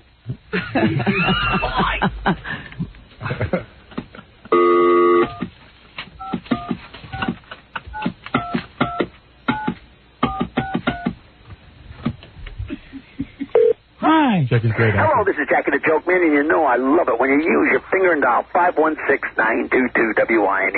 For Jokeland's internet address on the World Wide Web, press 1. For information on my May 3rd show at the Troy Savings Bank Music Hall in Troy, New York, press 2. And my new release, Sergeant Pecker, available on CD or cassette, is only $12 plus $4 shipping and handling. Call 1-800-323-KING. That's 1-800. Unbelievable. You call his number. That's how you get there? You get ads. And then 20 minutes of jokes. Solid. But I got to sit through the ads. Duh. Free. On one, all you get is the stupid internet address? Yeah. You got to actually punch a number and get the internet address. Cyber check. That way you don't have to hear it if you don't want to hear it. You just have to hear the joke. It's very classic. I got to sit through all this other crap. Might as well give me By the way, for those of you who didn't catch the winner of the Robin song parody, let me play it real quick. Yeah. Let me have it. It's so good. This guy came in yesterday. I have to say, by the way, this is some cheap show. The winner of the song parody contest was sitting outside of the station yesterday in his wheelchair at 11 o'clock. And I said, Bill, you're still here? He goes, yes, my bus comes at 1. The guy never said anything to me. Yeah, there you go. But I was wondering why he wouldn't leave. You know, he wouldn't leave after nowhere to go. He needed his bus. Bus only runs every 8 hours. Where does he live? The Twilight Zone? He was in the Bronx. Maybe he needed like an express bus. All right, here is the Robin winner, Bill, who won a jet ski. The guy's totally immobilized in a wheelchair. He got here in a bus, and then he had to stay here until the bus came back for him. Howard, I'm Robin Rat, and over 30 years ago, I recorded one of many great nights with my young, sweet Robin. This guy plays Robin's dad. It's great. And, of course, you were molested as a child, so he actually molested you in the song. Acting as a child molester. Right. Yeah. And I don't know. He did it way too good. So here, you all find out why I have hands, why she likes iconics, and why she likes it bent over in the third input. Cool, right? Wait. Robin, wake up, sweetie. Robin, your mommy's asleep. Take up your PJs. Daddy's coming in with the Vaseline. You better stop. Imagine that really was your daddy, and like he goes, all right, mommy's gone. I'm coming in with the Vaseline. Your mommy's asleep. Like your father wasn't even that bad, right? Like he didn't announce himself, did he? He just came in the room, right?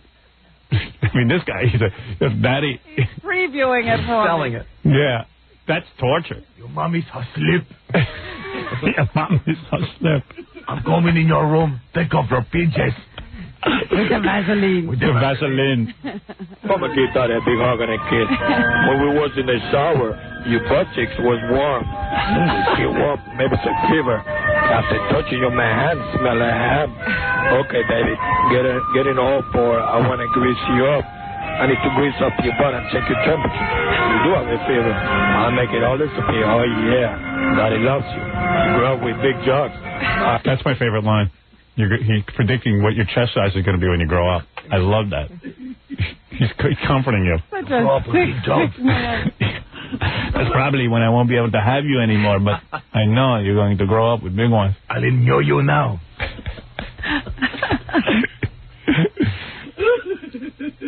Like your father never said anything, did he, when he did this? Even your father wasn't this weird. My father wasn't this weird. You know what I mean? Oh, no, I don't know what you mean. Like, would you rather have this preamble or would you just rather have it? I could have gotten away with all this chatter. Yeah. At least you gave a warning.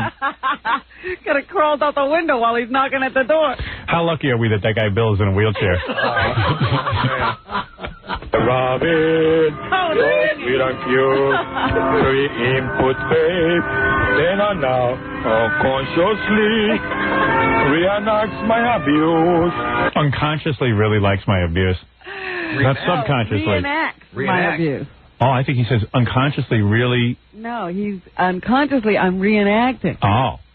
With eye colonics and loving anal sex, bent over the sink, Daddy loves you. Very nice. Oh, man, what a musical talent. Yeah, that guy won. Anyway, okay, let me take a quick break, and then you'll hear what all the fuss was about between Mr. Fisher and Mr. Butterfugo. Okay. You're listening to The Howard Stern Show. We're back with a man whose wife would never cut off his private parts with a butcher knife because a nail clipper would do the job just fine. Howard Stern.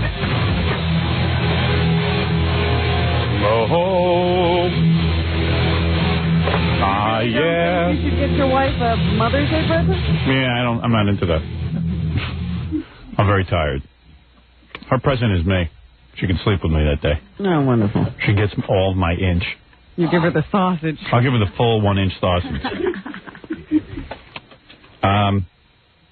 All right, before I play Butterfugo and Mr. Fischer, which I'm going to play in 2 seconds, I just thought I'd play you Dennis Rodman on Oprah crying. Oh, yeah. I watched it yesterday. I saw a little bit of it. I haven't seen the whole thing.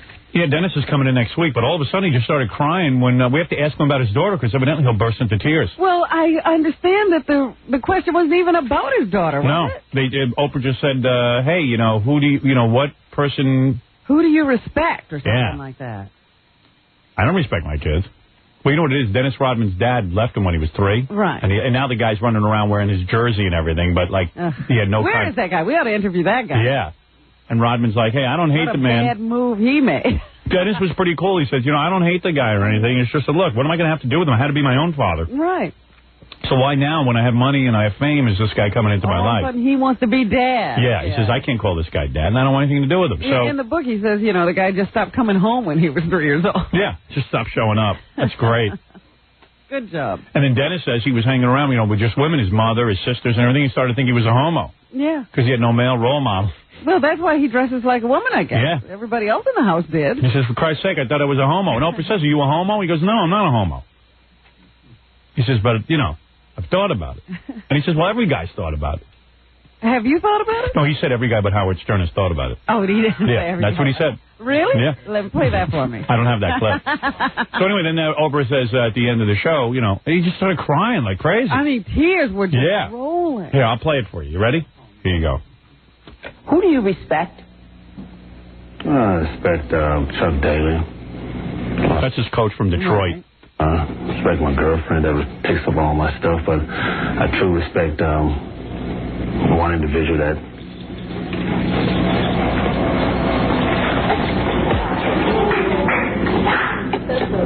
It's okay. It's okay. I bet I know what you're going to say. Are you going to say your daughter? I'm going to say your daughter. We got to get him to cry.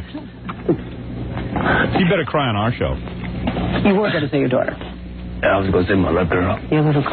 I like it. Dennis is funny, though. Dennis is a kind of funny guy because, he goes out and has sex all the time with different girls and stuff, and then he's crying about his little girl. But I think he feels guilty because he doesn't want to be the kind of father that his father was. And I don't think he gets to see his daughter. No, so he's got a whole bunch of issues going there. So hopefully he'll be in here crying.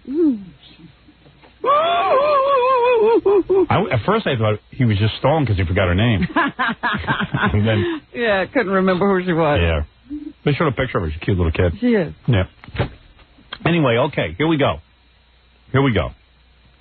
So yesterday I had Joey Butterfugo on, and I was like, let Joey stop by because he has a 3-picture deal, and it was like, ticking me off. I was like, what the hell is this about?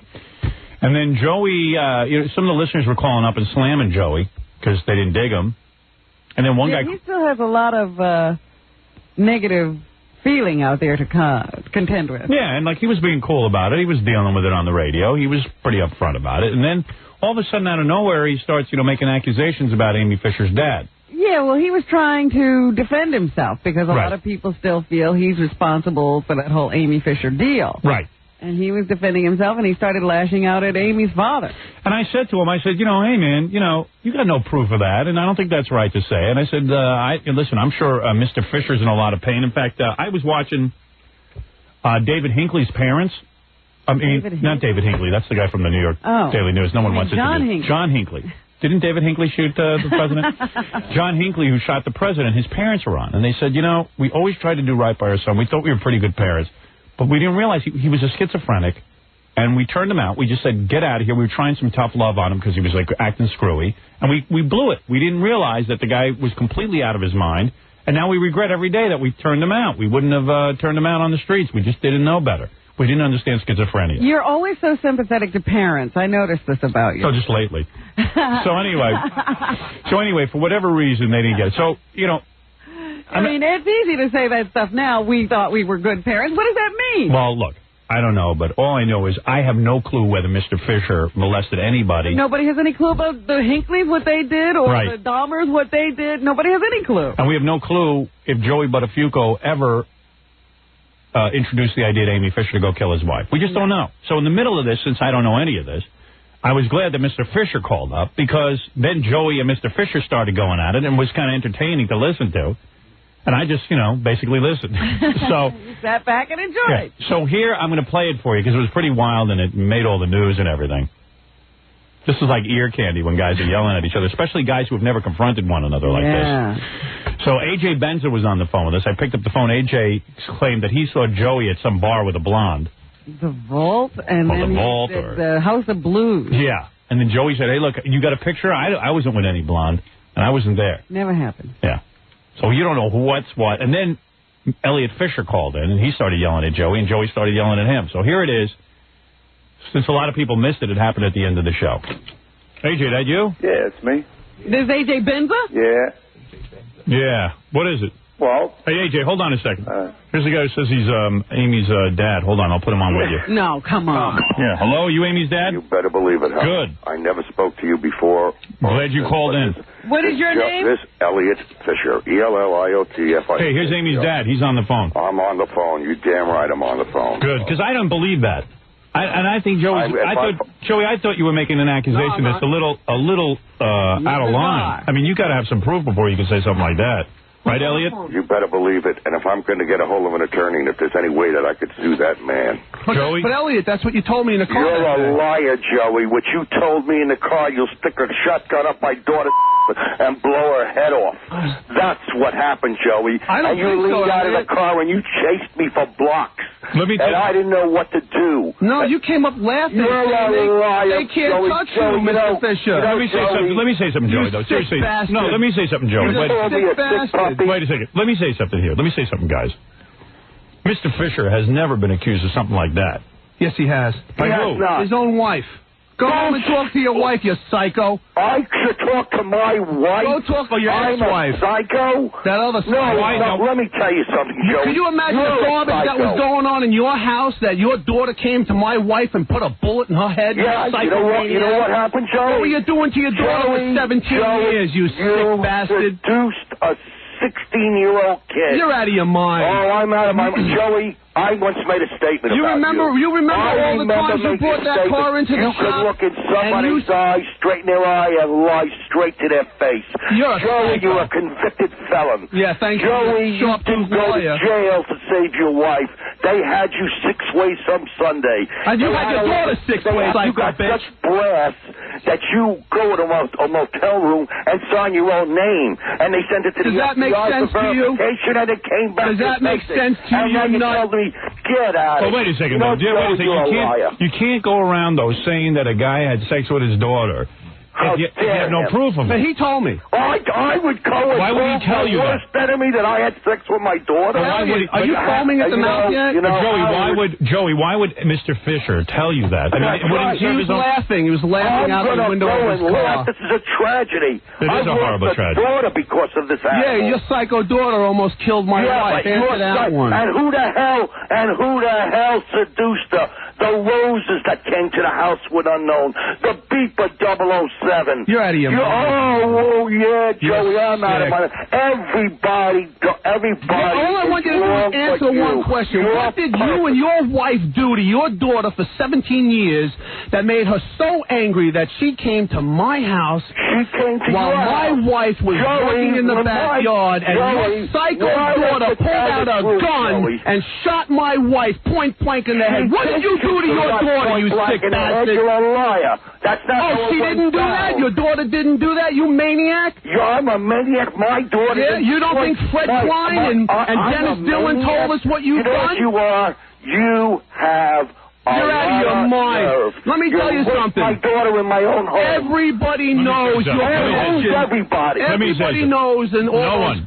Wait a second, Joey. Wait a second. You're saying that everybody knows something. Mr. Fisher's saying, "Hey, I've never said this to anybody." Absolutely not. He said it to you? Laughing because they can't touch you because the statute of limitations is up. Why would a guy say that? What was another thing? Joey, why would my child? I've never heard this. Yeah, you were on that last trip you guys took as a nice little family. You were diddling on the boat. Joey, isn't that on the trip? Your own daughter said it, for crying out. Your own daughter said it. She was doing the maitre d' on the ship.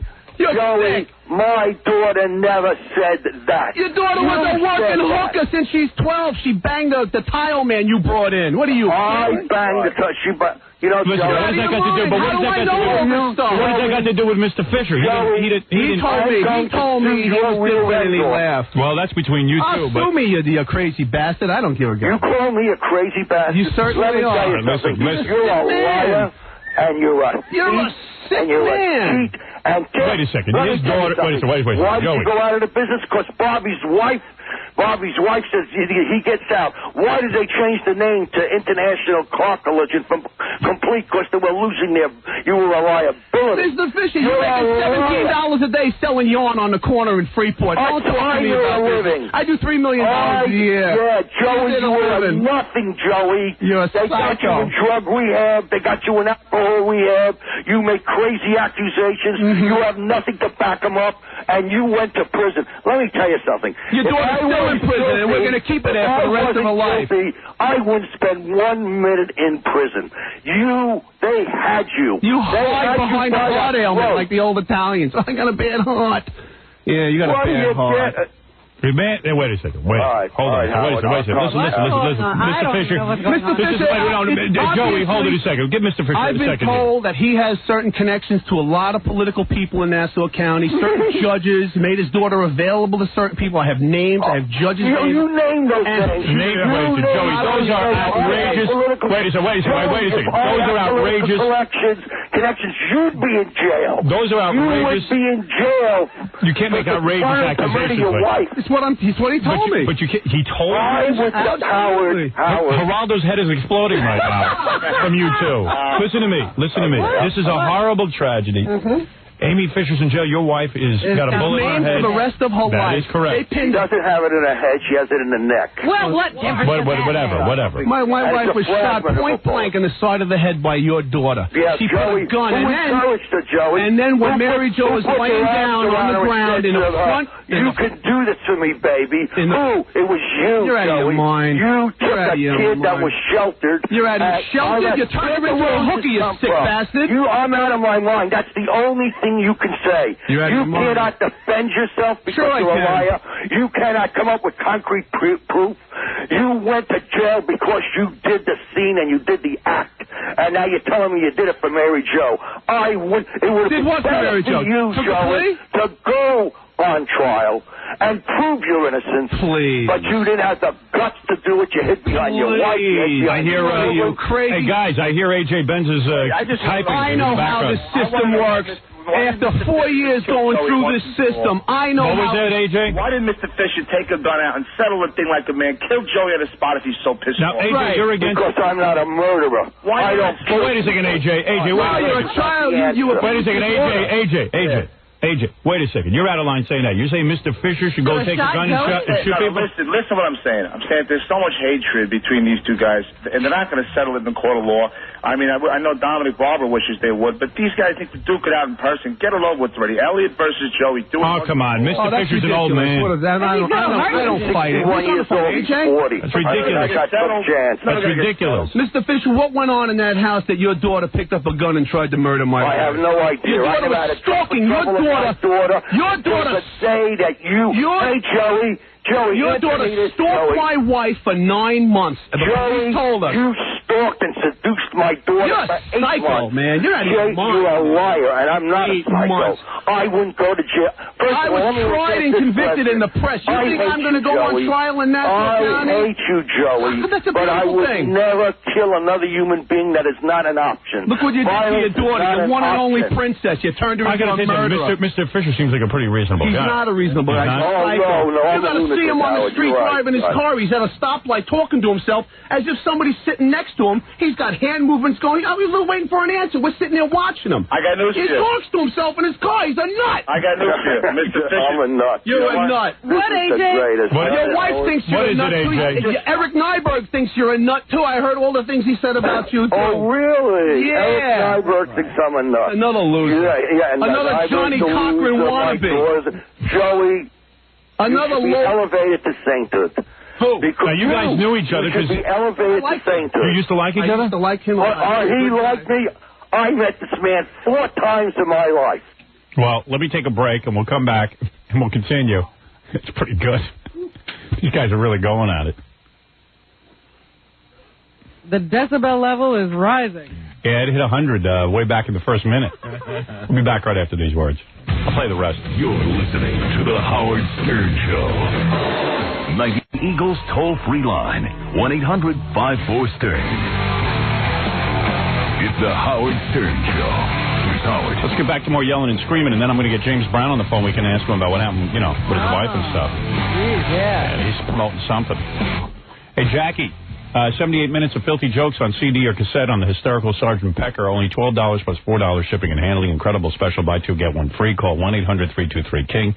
Tomorrow night, Jackie for 2 shows at Slapsticks in Baltimore. So go over and see him in the Baltimore area. That's where he's most funny. For filthy jokes and Jokeland's web address, call 516-9221. Jackie. Let's get back to the yelling and screaming of Joey Butterfugo and Amy Fisher's father, Elliot. Now, you guys knew each other because be elevated to sainthood. You used to like each other? I used to like him. He liked me. I met this man 4 times in my life. And when I first brought the car down there, well, he never, and because, you know why I brought the car down there? Because I asked somebody. Somebody vandalized my kid's car. I didn't know where to go. Right. You went to get your car fixed. Yeah, I went. They vandalized my kid's car. I brought it down and spoke to the father, and give me an estimate and goodbye. I'll fix the car. Well, when I brought my daughter back to complete, she said, "Daddy, can I drive your Cadillac?" I said, "Sure." She couldn't get a parking spot because it's all commercial driveway. So I said, "Look, there's the Coral House." So you met Joey when you went to get the car fixed? 4 times. But my daughter. Did he meet you 4 times? How about 15 times? You're a liar, Joey. I got documented proof. 15 different times I fixed that psycho's car. Joey. Between the 2 cars. Joey. Are you kidding me? Joey. Come on, how many times did you bring the old lady's car and I put starters in it? I have proof. I have all the paperwork. And so does listen to me. Dennis Dillon. The district attorney has it all. Mr. Fisher, Joey. You are a predator, Joey. Joey. You prey on children and you prey on Mr. Fisher and Joey. That's not true. I love my wife more than anything in the world. I never had anything to do with your psycho daughter. How come you had sex and with my you know daughter? it. I never had sex with your daughter. If I had sex with your daughter, she'd have known it.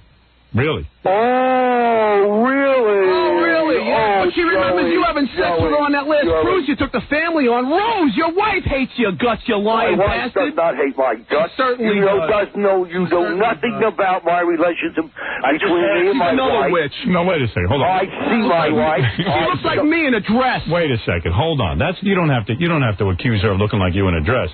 No, really. Better. Please. You see what kind of man you're talking to? Listen. A foul mouth. Mr. Fisher. You never hear me use foul language, never once. And all the times I try to come at the press, Joey, I Mr. never use Fisher, foul I don't think we'll be able to solve this problem here today, to be honest with you. Oh, you're right, Howard. Especially on this program. What is it, AJ? I found out that Hollywood wants Mr. Fisher for a 5-picture deal. There you go. Yeah, you know, Howard. Well, I must throwing you up, Mr. Fisher, because you hate Joey and he's got a 4-picture deal. And I don't hate him. You don't hate him? He don't hate me. He just called me a psycho. He don't hate me. He called me Howard. Look, Howard. Oh my you're God. a good judge of character. Okay. I know you got to make a living. Yes. And I know you kid around, and some of the stuff that you do is tongue in cheek. Yes. And some of it is a little raunchy and it bugs Of course. me. Listen to him. But Howard, I think you're a fair man. Right. And I think you're a very intelligent man. Thank you. I like where you went. Now let me tell you something. I like you too. If you believe this man, Howard, then shame on you. Well, listen. First of all, I don't listen. I'm a disc jockey sitting here on the radio listening to this. Right. And when Joey first said this, I immediately came out and said, disclaimer. Of course a disclaimer. I don't believe that Mr. Fisher did this. I know he did. Listen. He told me he did. He laughed in my face. Joey, I don't. You believe that? Well, I said it originally on the air. I didn't believe it, but if it is, you don't know. He's trying to I can't tell if somebody did it or not. I'm trying to con. All right, listen. Yeah, okay, Howard. I simply can't believe that anybody who was Amy Fisher's father would call into this program. Right. It is Amy Fisher. That's right. You know I just can't believe it, though. You don't think this is Mr. Fisher? No, it is. No, this is. But he's lying one lie after another. Joey knows it. I'm not saying I don't believe it's Mr. Fisher. Right. I'm saying I can't believe a reasonable man would be having this conversation. I think Mr. Fisher. I think Amy's father bragging about it, trying to pick up chicks, and this was told to me by people in my own neighborhood. Well, aren't people going to tell you? But aren't people people going to tell you stuff to try to become your friend and say, hey, I heard Mr. Fisher is doing Maybe this and that? so, but Yeah, I believe it. all right. So to go ahead and say that he's this type of character is wrong. Why would you engage in this conversation? I'll tell you why. Go ahead, Elliot. Come up with a good one. Let him talk. Why don't you tell him about the time you were on the cruise with the family? Let him talk. And your daughter came in and she caught you. Oh, you were there. You bought her a new car. That's what you did. She caught you. Hold on a second. Hold on a second. Hold on. He knows I got him on that one. Joey, Howard. You see, he loves me. Howard, Sicko. Go ahead, Mr. Fisher. Listen to me. Yes. I went to a Hebrew school for 8 years. Oh, here we go. All right. And I have very high morals and standards. Oh, go ahead. Okay, right. That's number one. Go ahead. I never would hang around with the likes of a Joey Butterfugo. Right. Okay, it was my luck in life to wind up because of car accident. No. They vandalized my daughter's car. I still have the same insurance company. Joey tells me my daughter had 26 accidents. 16 accidents in 6 months. No, now, where am I? If I had 16 accidents, how come I still got the same insurance company? You paid for it out of your pocket. Many of them you didn't go through insurance. I got documents. All right, listen to me. We're No, Dennis Dillon, our wonderful district attorney of Nassau County, and his assistant Fred Klein have the documents. Listen to me, Robin. Well, like I said, if I were Mr. Fisher, I would have been on the phone to a lawyer. I wouldn't have been on the phone to what? Well, Mr. Fisher might be on the phone to a lawyer. I am going to be on the phone. But why would you involve yourself in this? Because maybe a guy hears a guy make an accusation about him and he says, hey, wait a second, I'm not going to take this. I'm going to pick up the goddamn phone and tell this guy off. Well, then you understand him. I understand him picking up the phone. I understand it. Howard. AJ, do you understand him picking up the phone? Joey did what he always does. He went one sentence too far. Right. All the time. I had him last pinned at the vault, the sex club. You didn't have me pinned there. Yeah, Joey, the whole world knows you were there, Joey. I let you off the hook. And then I'm at the House of Blues in L.A. at the Pete Townsend concert, and there's Joey making out with a blonde. Maybe you're a psycho, too, like me. We're both psychos. Everybody's a psycho, right? Except Joey. Joey is... No, maybe that was his wife. No, I know Mary Jo. What is it? She's a sweet girl, Mary Jo. I love her very much. I'm told that 8 photographers said they see me at the House of Blues. They said it was too disgusting to take a picture. So, Joey, who was the girl then, Joey? There was no girl. Answer this. 8 photographers said it was too disgusting to take a picture. What's wrong with that picture? Why didn't the photographers take a picture? There's nothing too disgusting for the New York media. Joey, they're so tired of peddling Joey Butterfugo stories, they don't want to bother with it. Give me a break. Joey, I was never at give people a break. AJ, are you saying you saw Joey? I didn't see Joey. I happened to be there. I'm killing myself that I didn't go to the concert. So you didn't see it? No. So then you can't say you saw it? Oh, wait a minute now. This is what happens to me. Oh, in all fairness to the guy. Come on, man. People say they see me here, they see me there. Please. No, Joey, you know what? You're at the vault, then you're at the House of Blues with the blonde. And when I called Sherry Splain, I said, Sherry, I know that Joey was at House of Blues. She goes, well, he was definitely there. Please don't write this, please. There's nothing to write. He has a movie deal pending. I have 3 of them pending, AJ, and I have nothing to hide. Produce the picture. Produce something. You got nothing. You got hearsay. There you go. Just like with the LA. AJ, that is hearsay. That's true, right, Mr. Fisher? Even you will agree with that. Howard, water now. You're a reasonable man. Well, yeah. I go to a man who is my worst enemy. Have you spoken to Joey Butterfugo since this whole thing went down? I don't even know his number. I don't know what he's doing with his life. You're going to deny you came by the shop? We had a big police thing involved in it. I was on Milburn Avenue. How come I wasn't arrested, Joey? How come I wasn't? How come I went to the cops first, you liar? How come I went to the cops first and you walked in? Listen to me. We're never going to get this resolved. I didn't know what to do. You didn't know what to do. And I called up my attorney, Nyberg, and he was out in court. Another maniac. Well, why are you calling him a maniac? He's a lawyer. You don't like the guy. You don't like the guy, but it doesn't mean he's a maniac. So I called him up, and the reception says he's in court. He'll be back at 2:30. I didn't know what to do. All right, Mr. Fisher. Mr. Fisher, listen to me. Your lawyer was charged with a sex account. How he skated out of that's beyond me. Wait a second.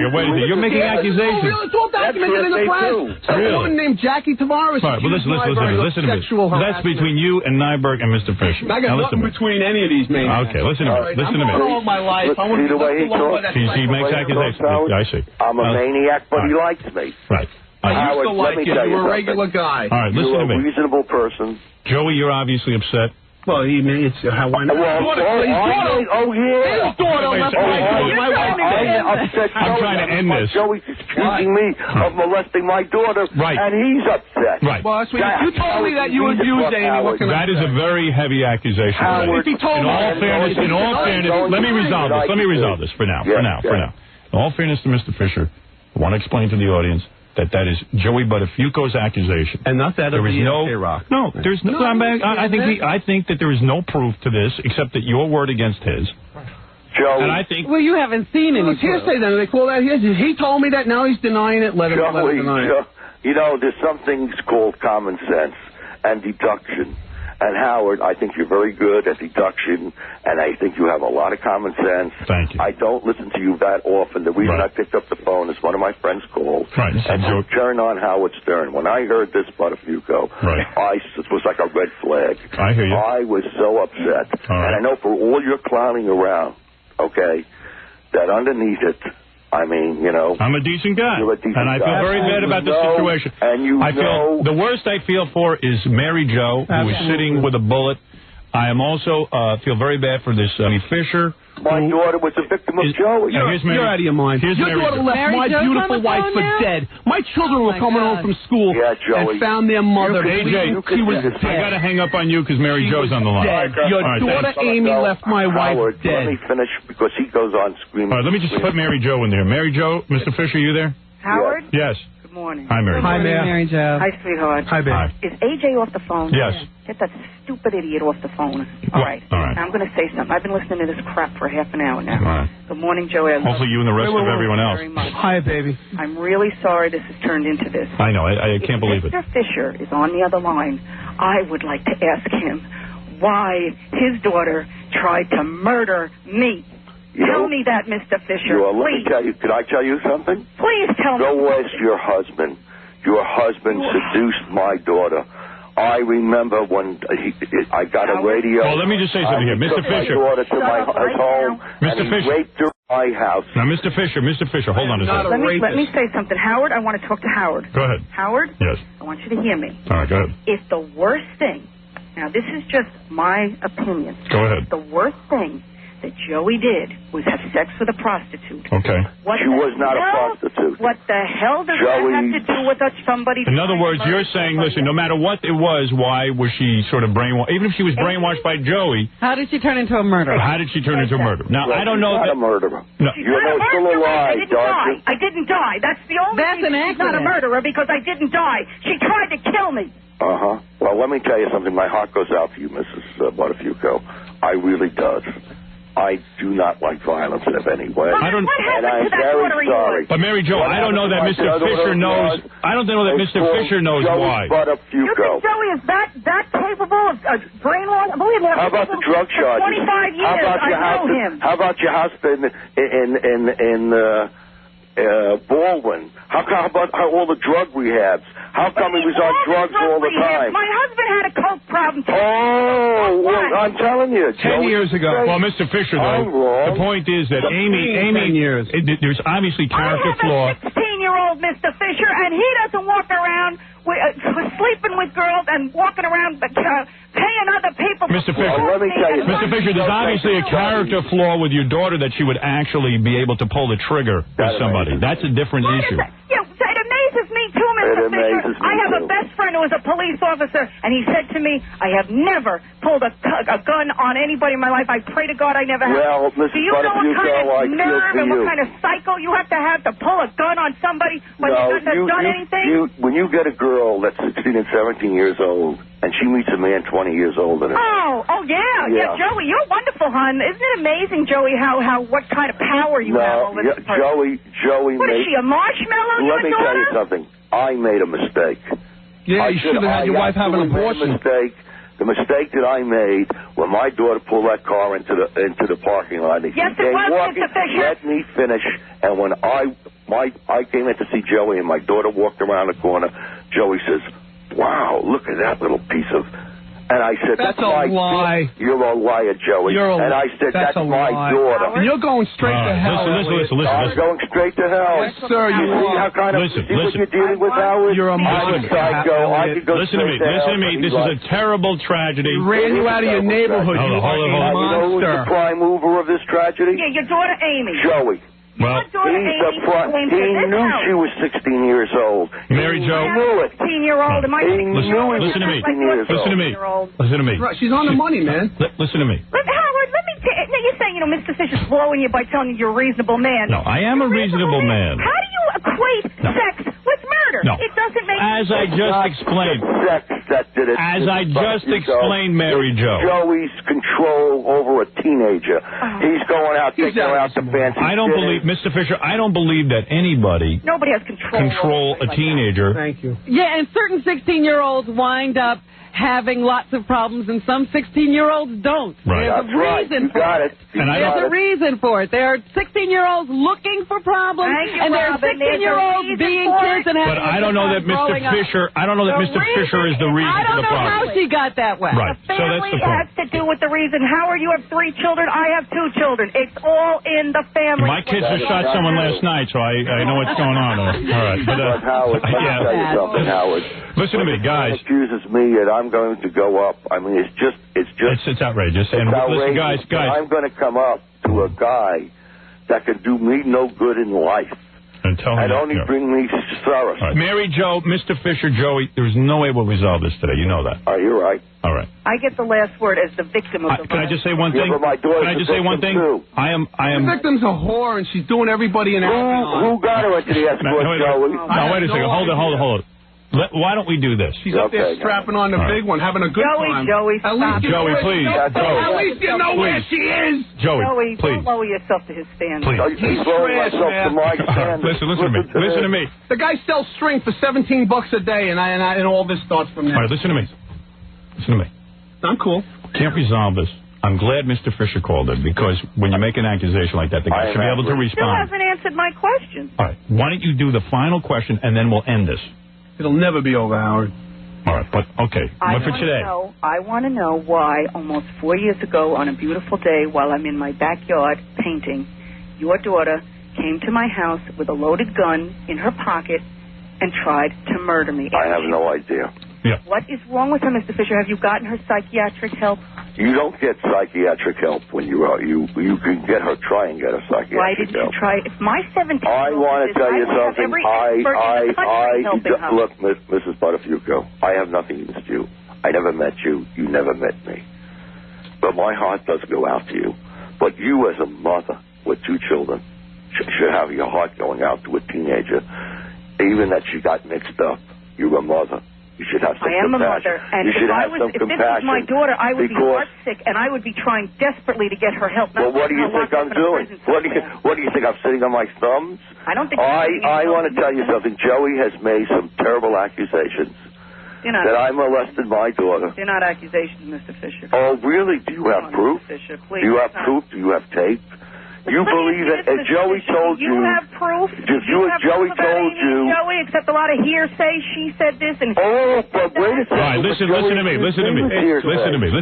Listen to me, guys. All the court cases are over. All the court, yeah, right. That's right. All right. And I want to tell Mrs. Butterfugo, it will never be over because I am crippled. Oh, absolutely not. It can never be over. I am crippled for the rest of my life. And so is my child crippled for the rest of her life. All right, listen, it's a terrible tragedy. It is horrible. It is a horrible tragedy. Harold is fine. That is my legal name. My mouth is getting dry. I'm so angry. I know. Howard. I'm sorry, guys. That I would go to with Joey Butterfugo and say I molested my daughter. My God! You left out the part where you laughed. It sounds wild, but listen. I don't even. I want to end this because we're talking about things that we can't. I obviously don't know anything about it. Okay. Oh, God. All I say to you, Howard, is look at the facts. You got. Oh, Mr. Fisher, you know what I'm saying? I'm saying that you seem like a very reasonable man. I am a reasonable man. And Mary Jo is. Listen. Listen. Yeah, This is a. He's a schizophrenic. He talks. No, he is not. Listen, you can't. I'm a schizophrenic. I'm you a don't have a degree. I certainly have 4 years that qualify me to talk like this. Oh, you have 4 years. 4 years dealing with psychos. You like psychos? No, 4 years dealing with psychos. Robin, how do I end this? Get Dominic on the phone. He'll straighten it out. Do I believe that Mr. Fischer molested his daughter? No, I don't. Do I believe that Joey had sex with Amy Fisher? Why did you entertain the thought at all? You don't know. I don't know anything about it.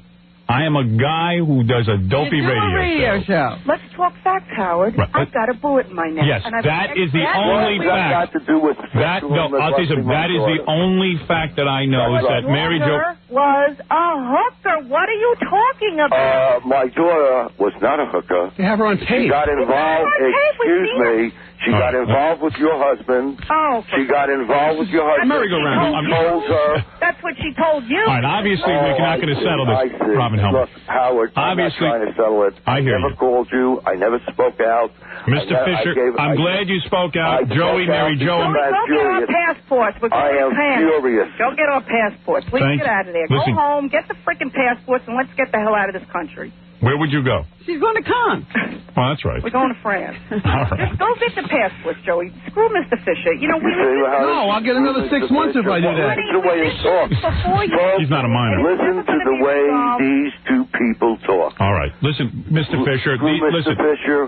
Well, listen, Mary Jo is very angry, obviously. She has a bullet. Let me tell you something. I sympathize. I know you do. I know you do. I absolutely do. All right. Listen, guys, I'm going to hang up now. And I want to thank all of you for talking with me today. Well, I feel better. Oh, of course, Joe. You always feel better. I don't think anybody has ever. I don't think anybody has felt good since this tragedy. St. Joseph. I certainly have. I know you have. Look, as far as Mrs. Butterfugo is concerned, my heart goes out to her. Of course. I actually does. And it goes out to her. I am not a violent person. I do not believe I hear what you're saying. All right. Mr. Fisher. So on and so forth. All right. But as a mother, I plead with Mrs. Butterfugo to try and understand how a child could be taken over by an older man. She could be manipulated, and so as a all right, mother, let's leave it at that. Is that okay? God, that it never happens to you. To any of course. Thank you have to understand that your daughter is an attempted murderer. Right. Thank you, Robin. Your daughter is an attempted murderer. Oh, you starting this again? I want to get off Your the phone. daughter is an attempted murderer. That's the bottom line. That is the bottom line. End conversation, Howard. I love you, Robin. I love everybody in the room. Thank you. Goodbye. Mr. Fisher, thank you. Goodbye. All right, thank you, Joey. Thank you, Mary Jo and Mr. Fisher. Thank you. Goodbye. Okay, bye-bye. Wow.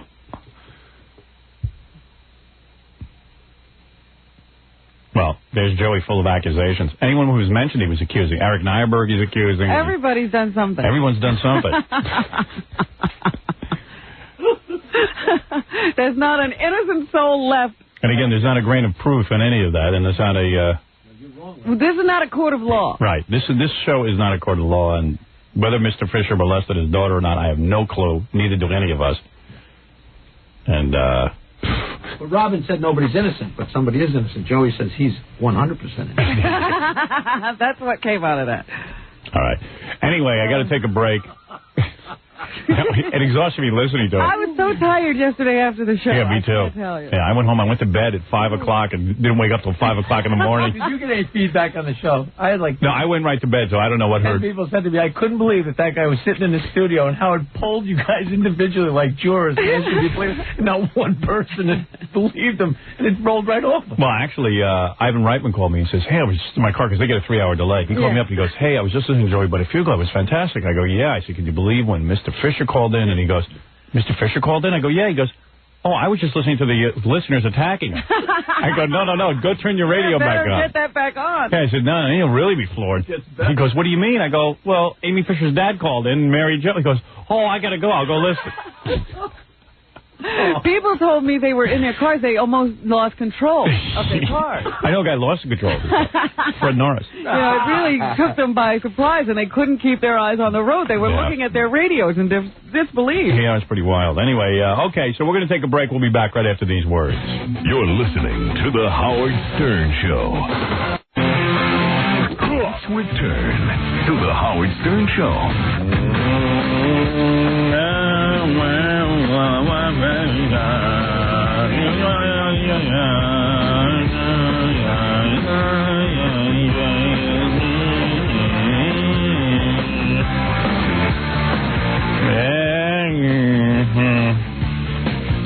I know I was supposed to talk to James Brown, but I don't see him on my phone. Is he on the phone?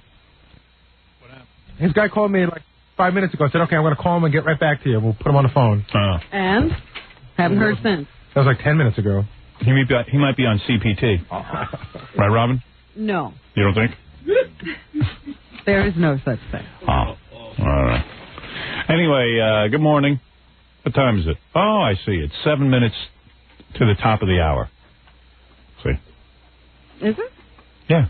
Oh, good for you. Now you have to figure out what hour it is, because people are listening all over the country. I wonder how many listeners we now have. We now have Hartford in our... We added a whole bunch of news stations. Aside from Hartford, what else?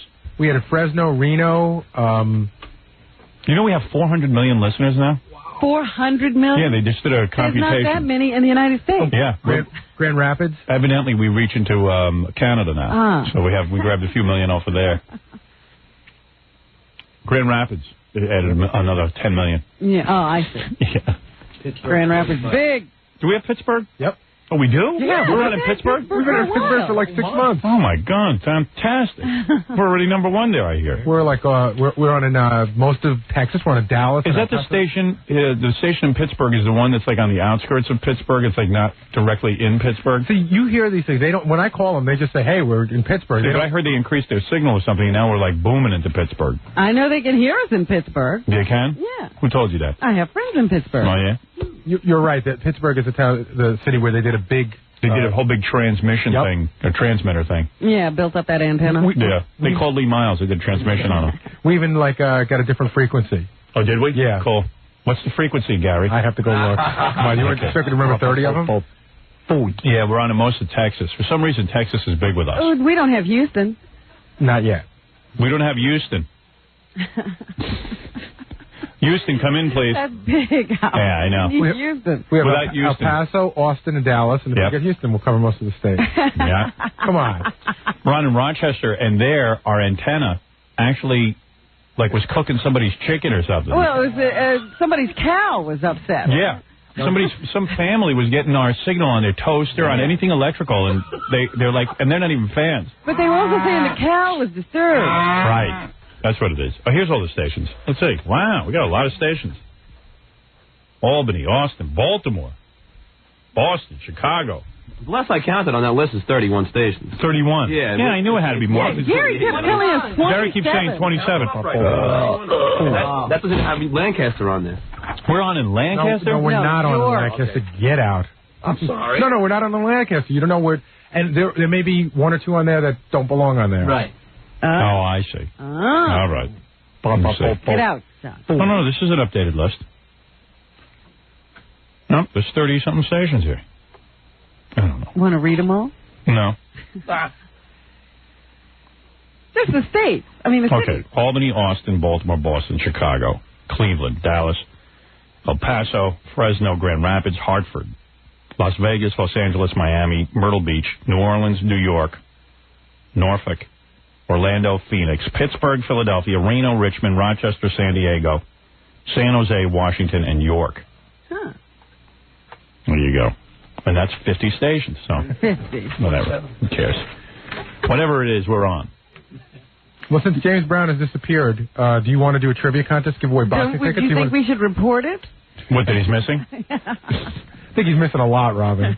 Attention, all fans of James Brown. James Brown is missing. He's in Florida. I do know that. All right. Anyway,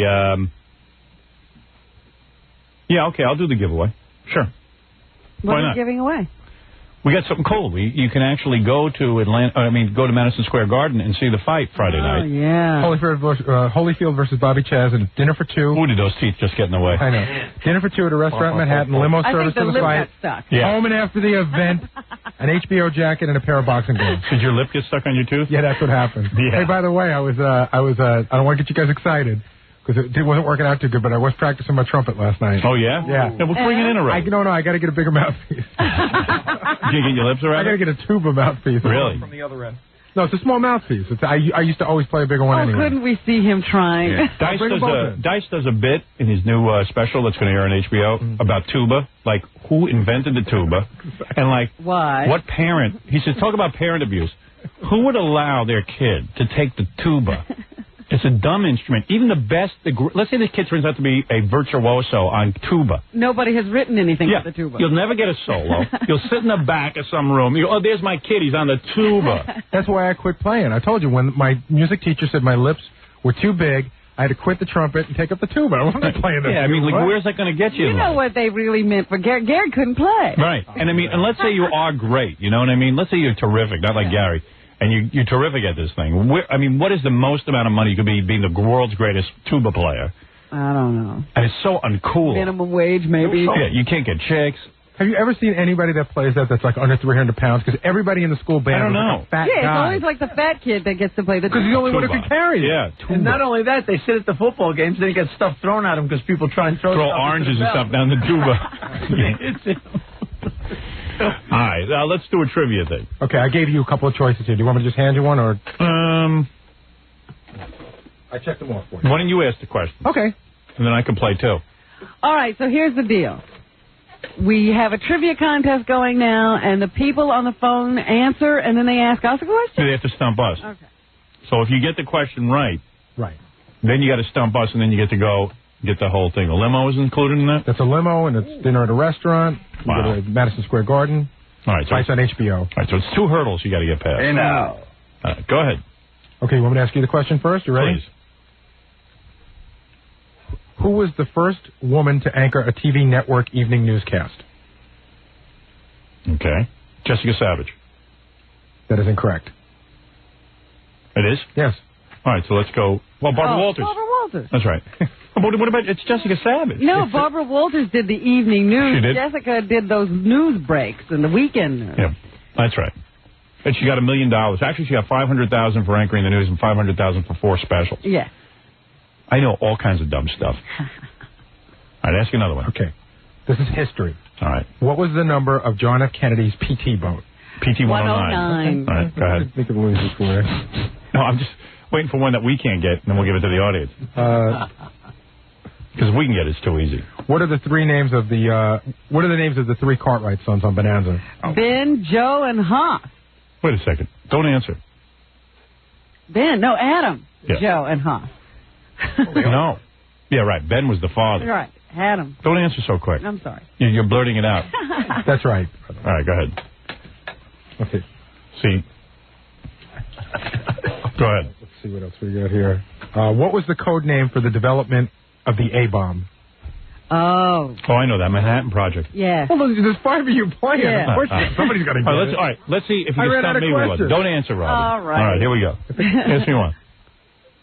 I have 4, but I'm just okay. so excited when I know one. How many voyages did Sinbad make? Oh, The comedian? there you go. All right, you see, I don't know that. I All do. right, well, don't answer it. Don't answer it. I think it's 7, but... Am I right? Oh, yeah. Ask me one more. I won't get it. How many cards did Oh, you bring here's in? a tough one. I brought 3 in. All right, but give I me have a tough one. This is a really tough All one. right, go ahead. What three European countries begin with the letter A? All right. That's a good one. I wouldn't know that. 3 European countries that begin with the letter A. Is that like... This is like... It could be like Einstein. Yeah, forget that one. No one wants it. What is the answer? Austria's one. Right. Albania and Andorra. Oh, Andorra I would never have gotten. Okay. This is the one we're going with, and this is the end of it. All right. Okay. This is science. All right, we won't answer it. What science fiction writer played a part in the development of radar? Okay, good. Now, I happen to know that. But I'm not You do gonna... not. All right, who's going to know that, though? Okay, all right. All right, let's use I know that. who it is. Do you really? I think. It's not L. Ron Hubbard, I No, know it's that. not. Okay. No. Do you want me to guess? Yeah. Jules Verne. No. No. All right, good. Okay. All right. You see, No, I it's so don't know. hard. Well, somebody will know. Rod Serling? No. Rod Serling. I've got a backup just in case. Who's going to get... All right, we'll ask you. It's going to take forever, though. Well, we answered all the easy ones. Yeah, what? All right, let's ask James Brown. Is that James? Wait, James isn't on the phone. What is it, John? Yeah, well, the guy won't put him on until we're exactly ready. We're ready. Well, we're ready. How long are we going to drag this out? I don't want him to wait. Oh, who is this? This is the judge.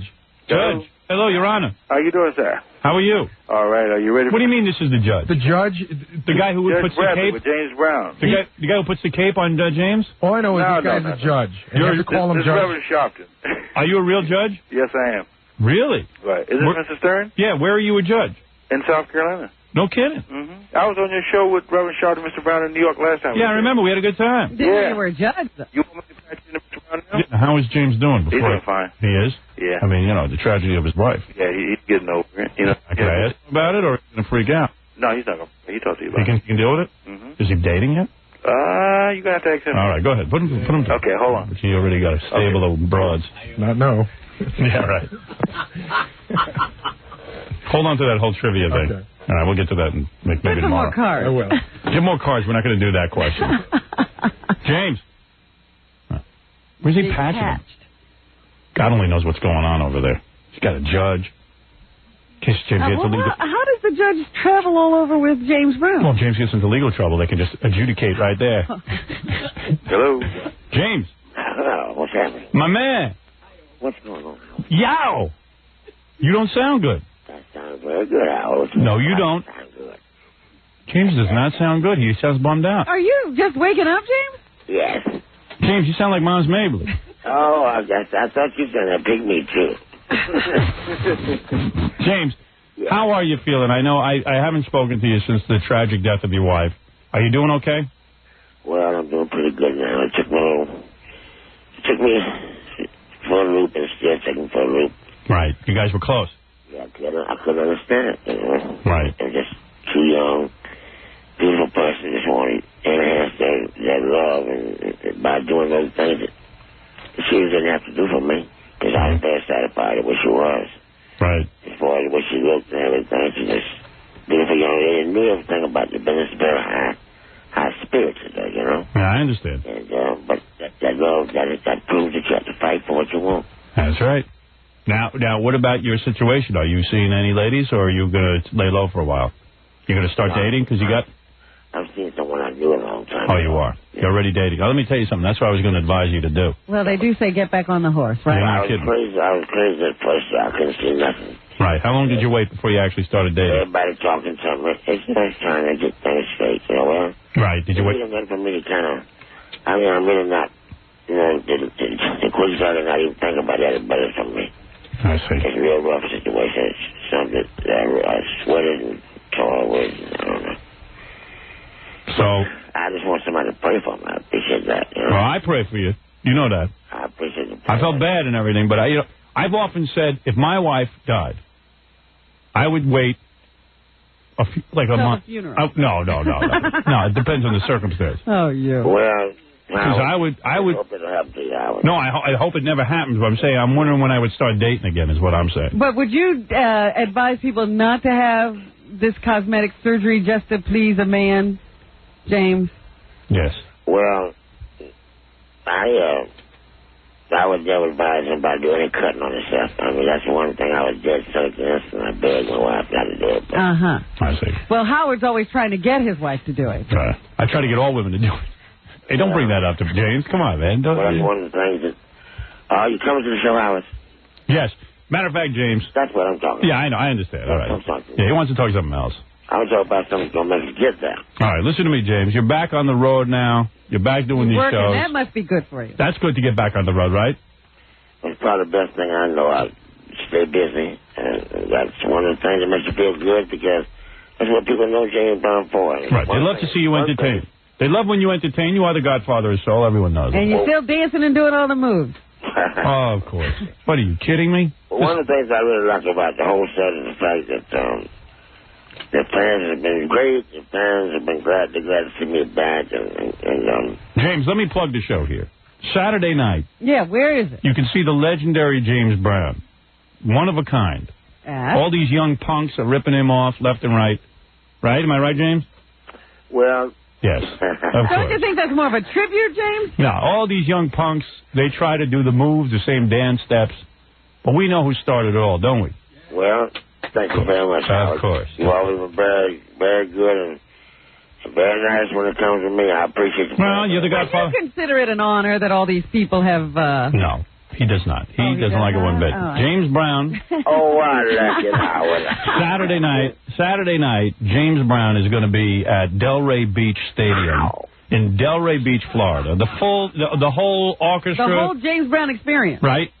Everybody. Along with the Bittersweets, which Howard met. Yes, I know the Bittersweets. Your backup singer. Yeah. He's a Russian. He said hello. You talking about those nice-looking broads you travel with? Huh? That'll get you over your misery. Son of a gun. Now, this is a charity concert for Mad Dads of Delray Beach. What's that? Isn't that like guys who want to get custody of their kids or something? Yeah. How'd you get them? I'll tell you one thing. I think anything that will benefit people to make them, enhance their mind to take care of the kids and keep them out the street is very, very important today. I think one of the things Howard knows very much about me. He's quite aware. In fact, I'm behind education. I'm behind it so much that... You're behind it so much you're in front of it. Well, I am. You already slipped to the other side. That's right. I'm in front of it, pushing it, hoping the kids understand that that's the most important thing is to know. When you know, you're much further ahead of the game than when you don't know. When you know, it's the way that you can communicate and go to another level and try and put some of this craziness behind us. It's very bad when grandmother cannot go to the community because she may get mugged. Little sis cannot go to school because she can get raped.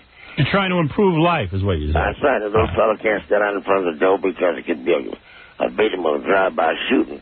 And these are things that I'm fighting. Now, James, let me ask you something. Never mind all that nonsense. What about these... Not nonsense. Listen to me, James. Our country's in bad shape. We got to do something about it. You know what I'm talking about. I'm saying those singers that travel with you, do you ever get to see some of them topless in the dressing room? Yeah. Oh, man. You can't see that? You're not thinking about helping these people. What are you talking about, Howard?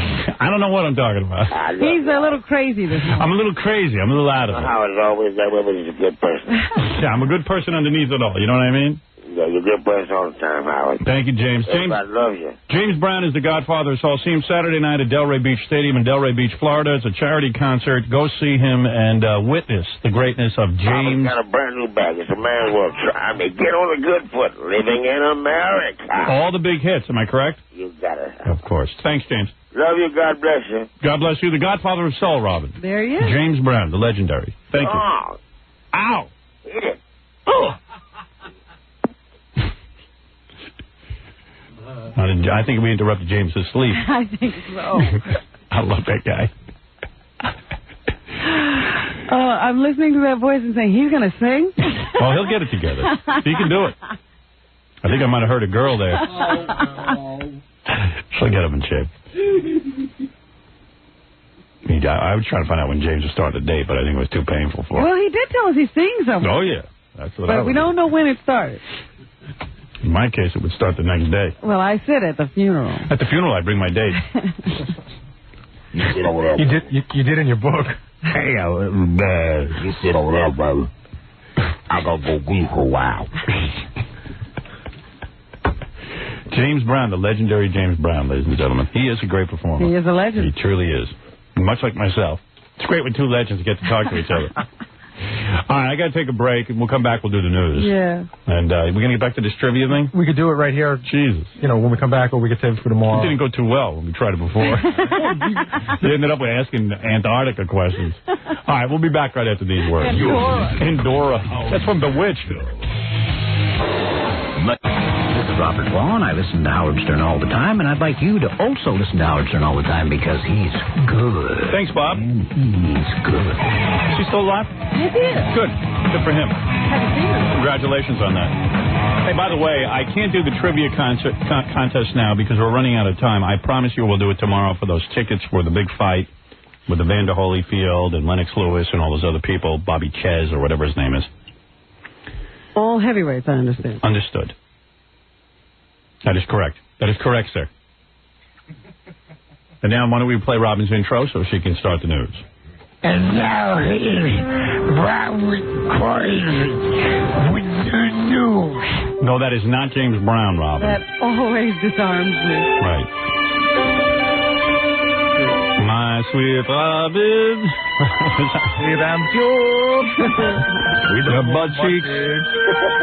Your butt cheeks are so warm. Bend over. With the Vaseline. Get the Vaseline. Loving Arnold there. You have a fever. I have to take your temperature. Why don't you bend over, my sweetie? Daddy's here. Your PJs. Wake up, sweetie. Wake up, sweetie. Your mommy's asleep. Nobody can do it better than Bill. No. Bill's the man. Broadway star Julie Andrews is being accused of throwing a tantrum. I am not taking my Tony. Yesterday, she stood up and proclaimed loudly that she is honored by the recognition of the Tony Award nominating committee, but because the rest of her play was ignored, she does not accept the nomination. Do you think this woman does not want to be a part of the Tony? Do you think this woman knows that there's poverty and homelessness and children going to bed starving? I mean, a lot more forgotten people. Yeah, excuse us. You know, the Tony committee decided that she was the only one worthy of a nomination, and she's going to now pressure them into more nominations. These are arbitrary awards. Yeah, she is a spoiled brat. There's no rhyme or reason to why these award nominations are made. Robin, look how pretty my legs and feet are. Thank you. Let's show you that. You want an award? I want an award. Aren't they sweet and cute? So sweet and cute. Your legs. Well, we're not nominating the rest of your body, just your legs and your feet. Ivan Reitman called me last night and said, I'm definitely going to get an Academy Award just based on the stuff he's seen. Has he ever gotten an Academy Award? No. No. He wishes he could get one. Very good. All right. Will we allow Julie Andrews to speak her piece? Can I just say one thing about the Academy Awards? If I'm the only one nominated and you are not, Robin? Don't you dare accept that award. No, I'm absolutely going to. She has set a precedent, and I expect you to follow it. Yeah, no way. I'll accept. You did not do this alone. All right. Here is Julie Andrews, Robin, unlike me, who will selfishly accept the Academy Award. Here is the biggest baby on the planet, Julie Andrews. Spoiled rotten. It's a horrible play, isn't it?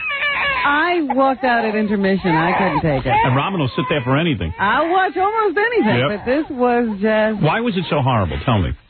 You realize that the movie rested on the charm of the performers involved. It wasn't really that great a film. Right. And it didn't have a bunch of musical numbers shoved into it that you really didn't want to listen to and didn't have any real... You know, you don't walk away humming any of these songs. The only song that really works is the song that was in the film. The rest of them are these additions that just aren't that good. Throwaways. Yeah. Thank you. And they don't have, you know, the performers don't have the same charm of a James Garner, let's say, or, you know, some of these other people. You know, James Garner has charm? Well, he did in that film. He did? All right. So it just lost something in the translation for me, and I couldn't sit through it. All right. But, again, the audience seemed to be enjoying it, and they say they've been getting standing ovations every night. So here's Julie Andrews. Flattered as I am and honored, I have to say how deeply sad I am to be the only nominee in this extraordinary company. Sadly, I cannot accept this nomination, and I prefer instead to stand with the egregiously overlooked. Egregiously? She sounds like me. Yeah. In fact,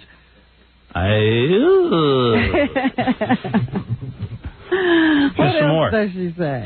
Victor Victoria is a collaboration between designers, I see. So choreographer, director, she's going to tell everybody who has to be nominated. cast and crew. An extremely happy and successful collaboration, which makes it especially sad that so many of my colleagues have been ignored by this year's nominating process. I could not have done this alone. Oh. Shut up! Sit down! My dad ought to get a hold of her. Oh, he can fix her. Oh, 2 seconds. Not to be stupid, you moron. Right. Is there any more? Or is that all? Oh, I believe that's it. Oh, darn. I was enjoying her. Ooh. I would just go on and on. Can you imagine the nerve of this woman? What a spoiled brat. Egregious. So what if they had nominated everybody and she was the only one who won? That would have been all right. Why? because she is She still didn't do it alone. she's a befuddled loser. The cost still would not have been recognized. I wish she'd become an alcoholic and drink herself to death. Dear. Hey. Well, that's not a nice thing to say. That's true. You're not known for nice things, are you? No. Every minute I say something that's not nice to say.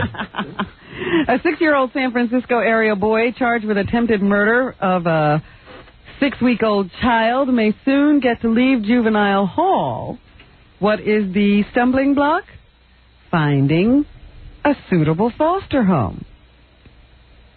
Now, Howard, you have plenty of room. I don't. Actually, I don't.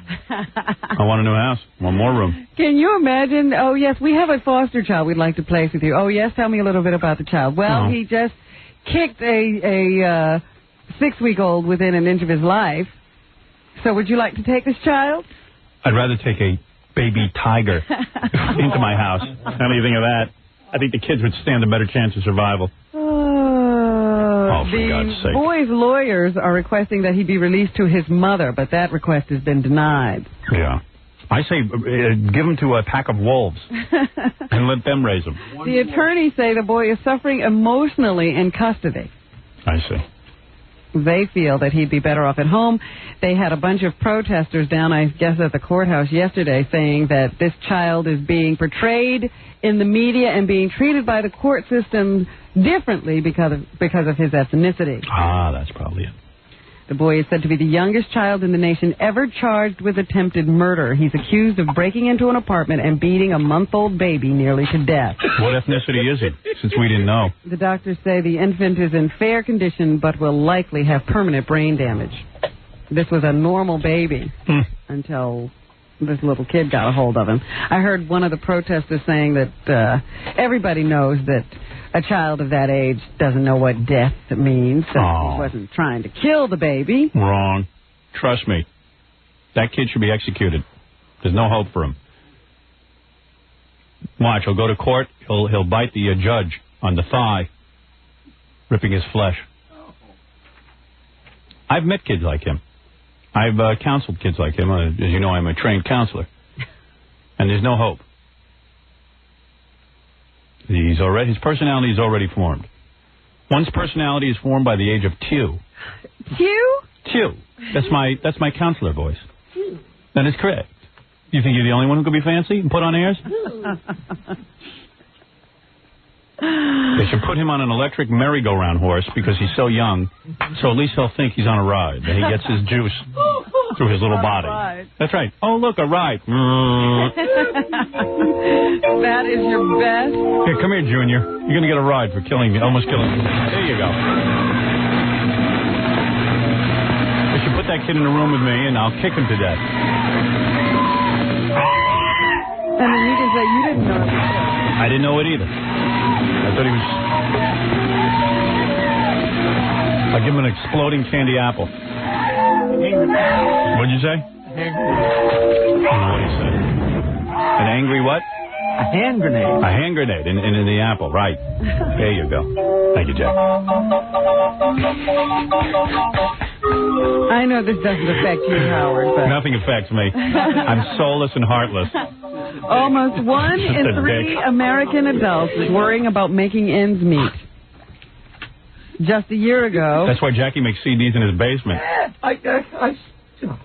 A Marist College survey said the worry factor was 1 in 5, but it's up to 1 in 3 now. The new survey says another 33% sometimes worry about getting by. I don't care. Do you think I care? I guess not. Because George Hamilton doesn't. And when it comes to money matters, women worry more than men. According to a Money magazine poll, it finds that women tend to fret more about finances than men do. More than half of the women polled say they would have trouble paying an unexpected $1,000 bill.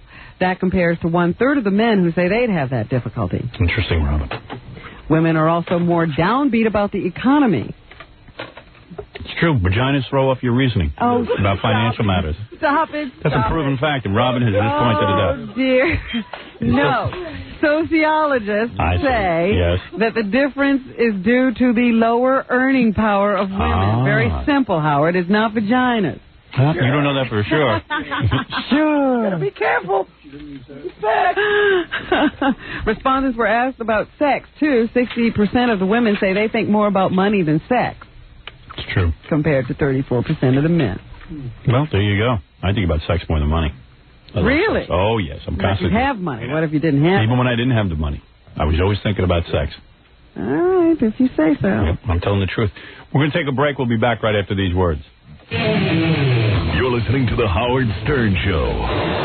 97.1 The Eagle. You're listening to The Howard Stern Show. Once again, Howard Stern. And once again, Robin Quivers with the news. The depositions for the civil suit, wrongful death suit against O.J. Simpson continue. Everybody's wondering if Jason Simpson, the oldest son of O.J., gave some damaging testimony about his father during those depositions. Jason testified that his father was very upset about the slight from Nicole Simpson that night that banned him from a family gathering after his daughter Sydney's recital. Apparently, according to Jason, they were all supposed to go to a different restaurant that night, and O.J. was included on the guest list.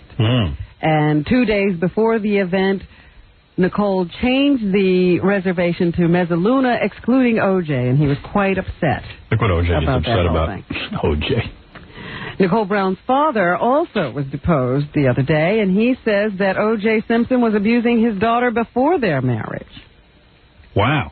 He said he heard of an incident before the marriage in which, during an argument, I guess, O.J. put his daughter out of the car and drove off without her.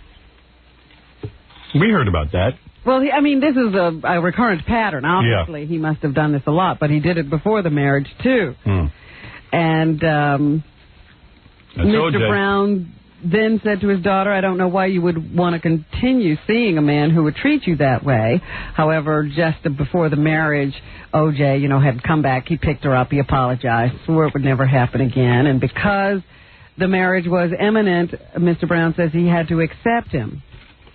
Baby, I'm so sorry. I would never let it happen again to you. I love you. O.J. sweet talking. But after the marriage, Mr. Brown says that O.J. used to call his daughter stupid. Is that her maiden name? Hey, that's every guy's wife's name, isn't it? Well, wouldn't you call somebody stupid who married somebody who put was a murderer? The car? Yeah. He said, how could I not call you stupid? I put you out of the car. You marry me anyway. You're stupid. That's something you got to think about. Yeah. So anyway, Mr. Brown also describes O.J. as a controlling type person. I'll say. Brown said he knew the abuse had gotten worse when Nicole showed him photos of bruises on her body and said O.J. had inflicted them. And then he wrote stupid on a birthday cake. So there seems to have been long-standing abuse, according to the father. How come the father wasn't put on the stand? I don't know. I don't understand any of that whole trial. Plus, the jury only responded to emotional things. They couldn't get into evidence. Emotional to That's what hear I'm saying. about. Why not put that on? Being beaten from her father. That's what I'm saying. That's all the jury was treating it like it was the Ricky Lake show. Whenever those boring guys came on with DNA, they didn't understand it. That was way over their comprehension level. They couldn't get the whole thing. O.J. innocent. He looked like he's sorry. You got to hear some of the jurors interviewed. I don't believe it. Well, what did she do? What did she do to deserve it? And where were her parents? You hear those jurors, you want to hang yourself. Well, she was also not being fair with him. She was with Ron Goldman. Oh, okay. What was he doing there? What was that man doing there? And O.J. didn't beat her that bad. Sometimes a man do get crazy. You don't know what goes on between a man and a woman. Yeah. Stuff like that. With that sort of broken English thing. I mean, that on top of the logic makes you want to just jump out a window. You don't know what go on behind closed doors. These two people knew each other. And those pictures don't look that bad. Oh. Well, when you put it that way. What a jury. All-time moron jury. Well, they got O.J. there now. He's free. Yeah. Well, it's good. It was a good payback to the white man. I know, I feel, as a white man, I feel paid back. Have you learned your lesson? Yeah, I've learned my lesson. I will never, ever convict another black man again. Maybe we won't have to go through this again. All black men are innocent of everything. No. Not that you don't convict a black man. Oh. No. You still haven't gotten the lesson. I don't want to convict a black man ever. You haven't gotten the lesson. No, I've learned more than my lesson. I say open all the jail cells right now and let every black man out. New lesson. That's a new lesson. Oh, no. You still haven't learned the lesson. I guess you must be taught again. You think I don't know it good enough? I need a new lesson. What a dope I am. Los Angeles dwellers, you're risking your life by breathing the air. Hey, what do we care? We're here.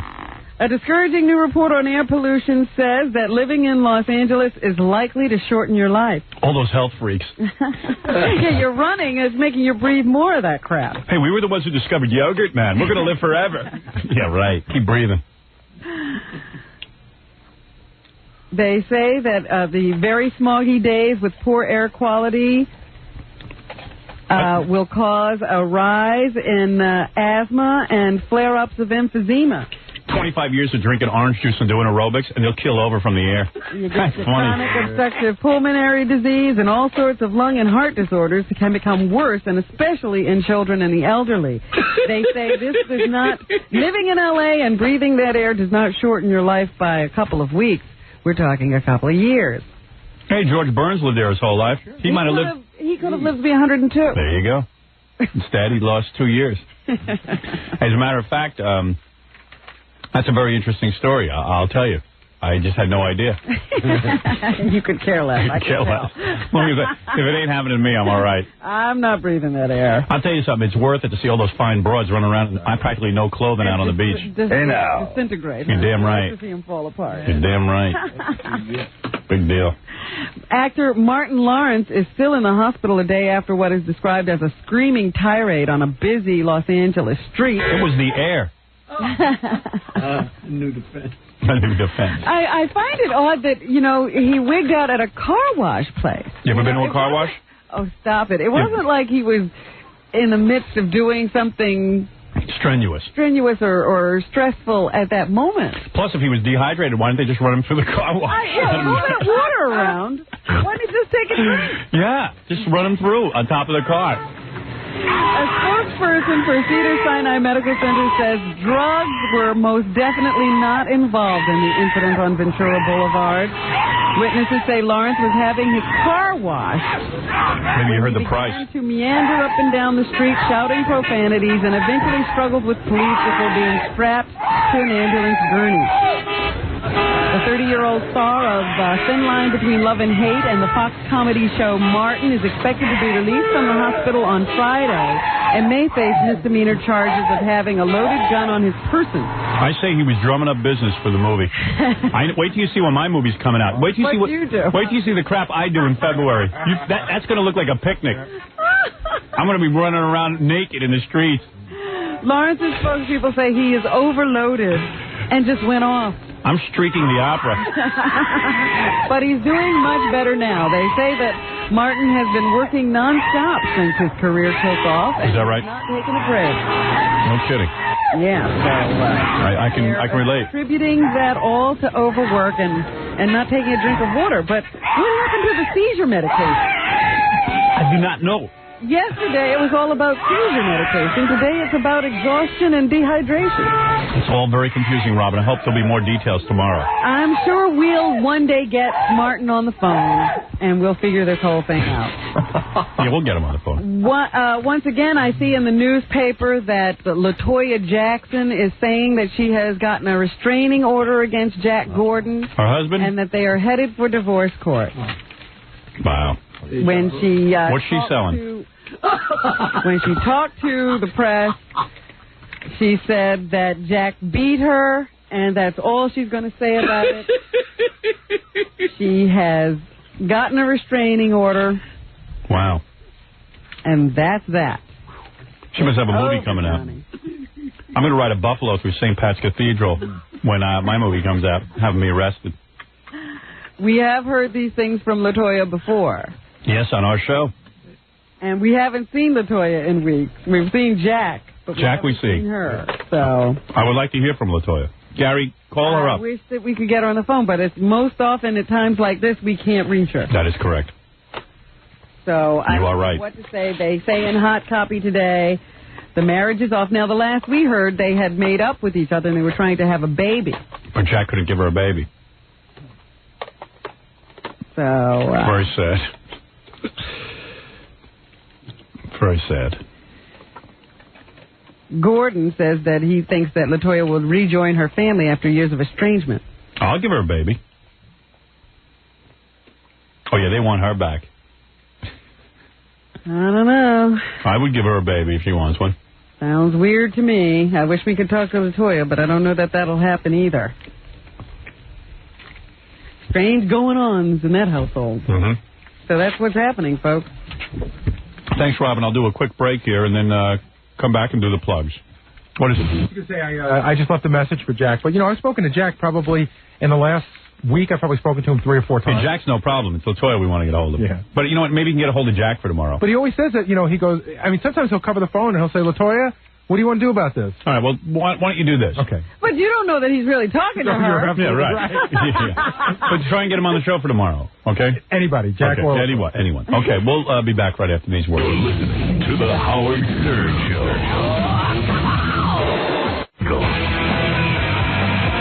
You're listening to the Howard Stern Show. Once again, Howard Stern. Somebody take care of the plug. All righty then. Jackie Penthouse, Joke Page Martling, 78 minutes of filthy jokes on CD or cassette on the hysterical Sergeant Becker. Only $12 plus $4 shipping and handling. The incredible special, you buy 2, you get 1 free. Call 1-800-323-KING. Tomorrow night, 2 shows at Slapsticks in Baltimore for filthy jokes. Jokeland's web address is... What? For filthy jokes and Jokeland's web address. 516-922-WINE. Don't miss Steve the Prick Gorilla with the American Flagellators Thursday night. I think that's tonight, actually, at 8 p.m. in Hooters in East Meadow. And if you're planning a wedding or party and you need a DJ, call Scott the Engineer's Rocket Entertainment at 718-BAG-5040. Okay, everybody, thanks. We'll be back tomorrow. We'll see you then.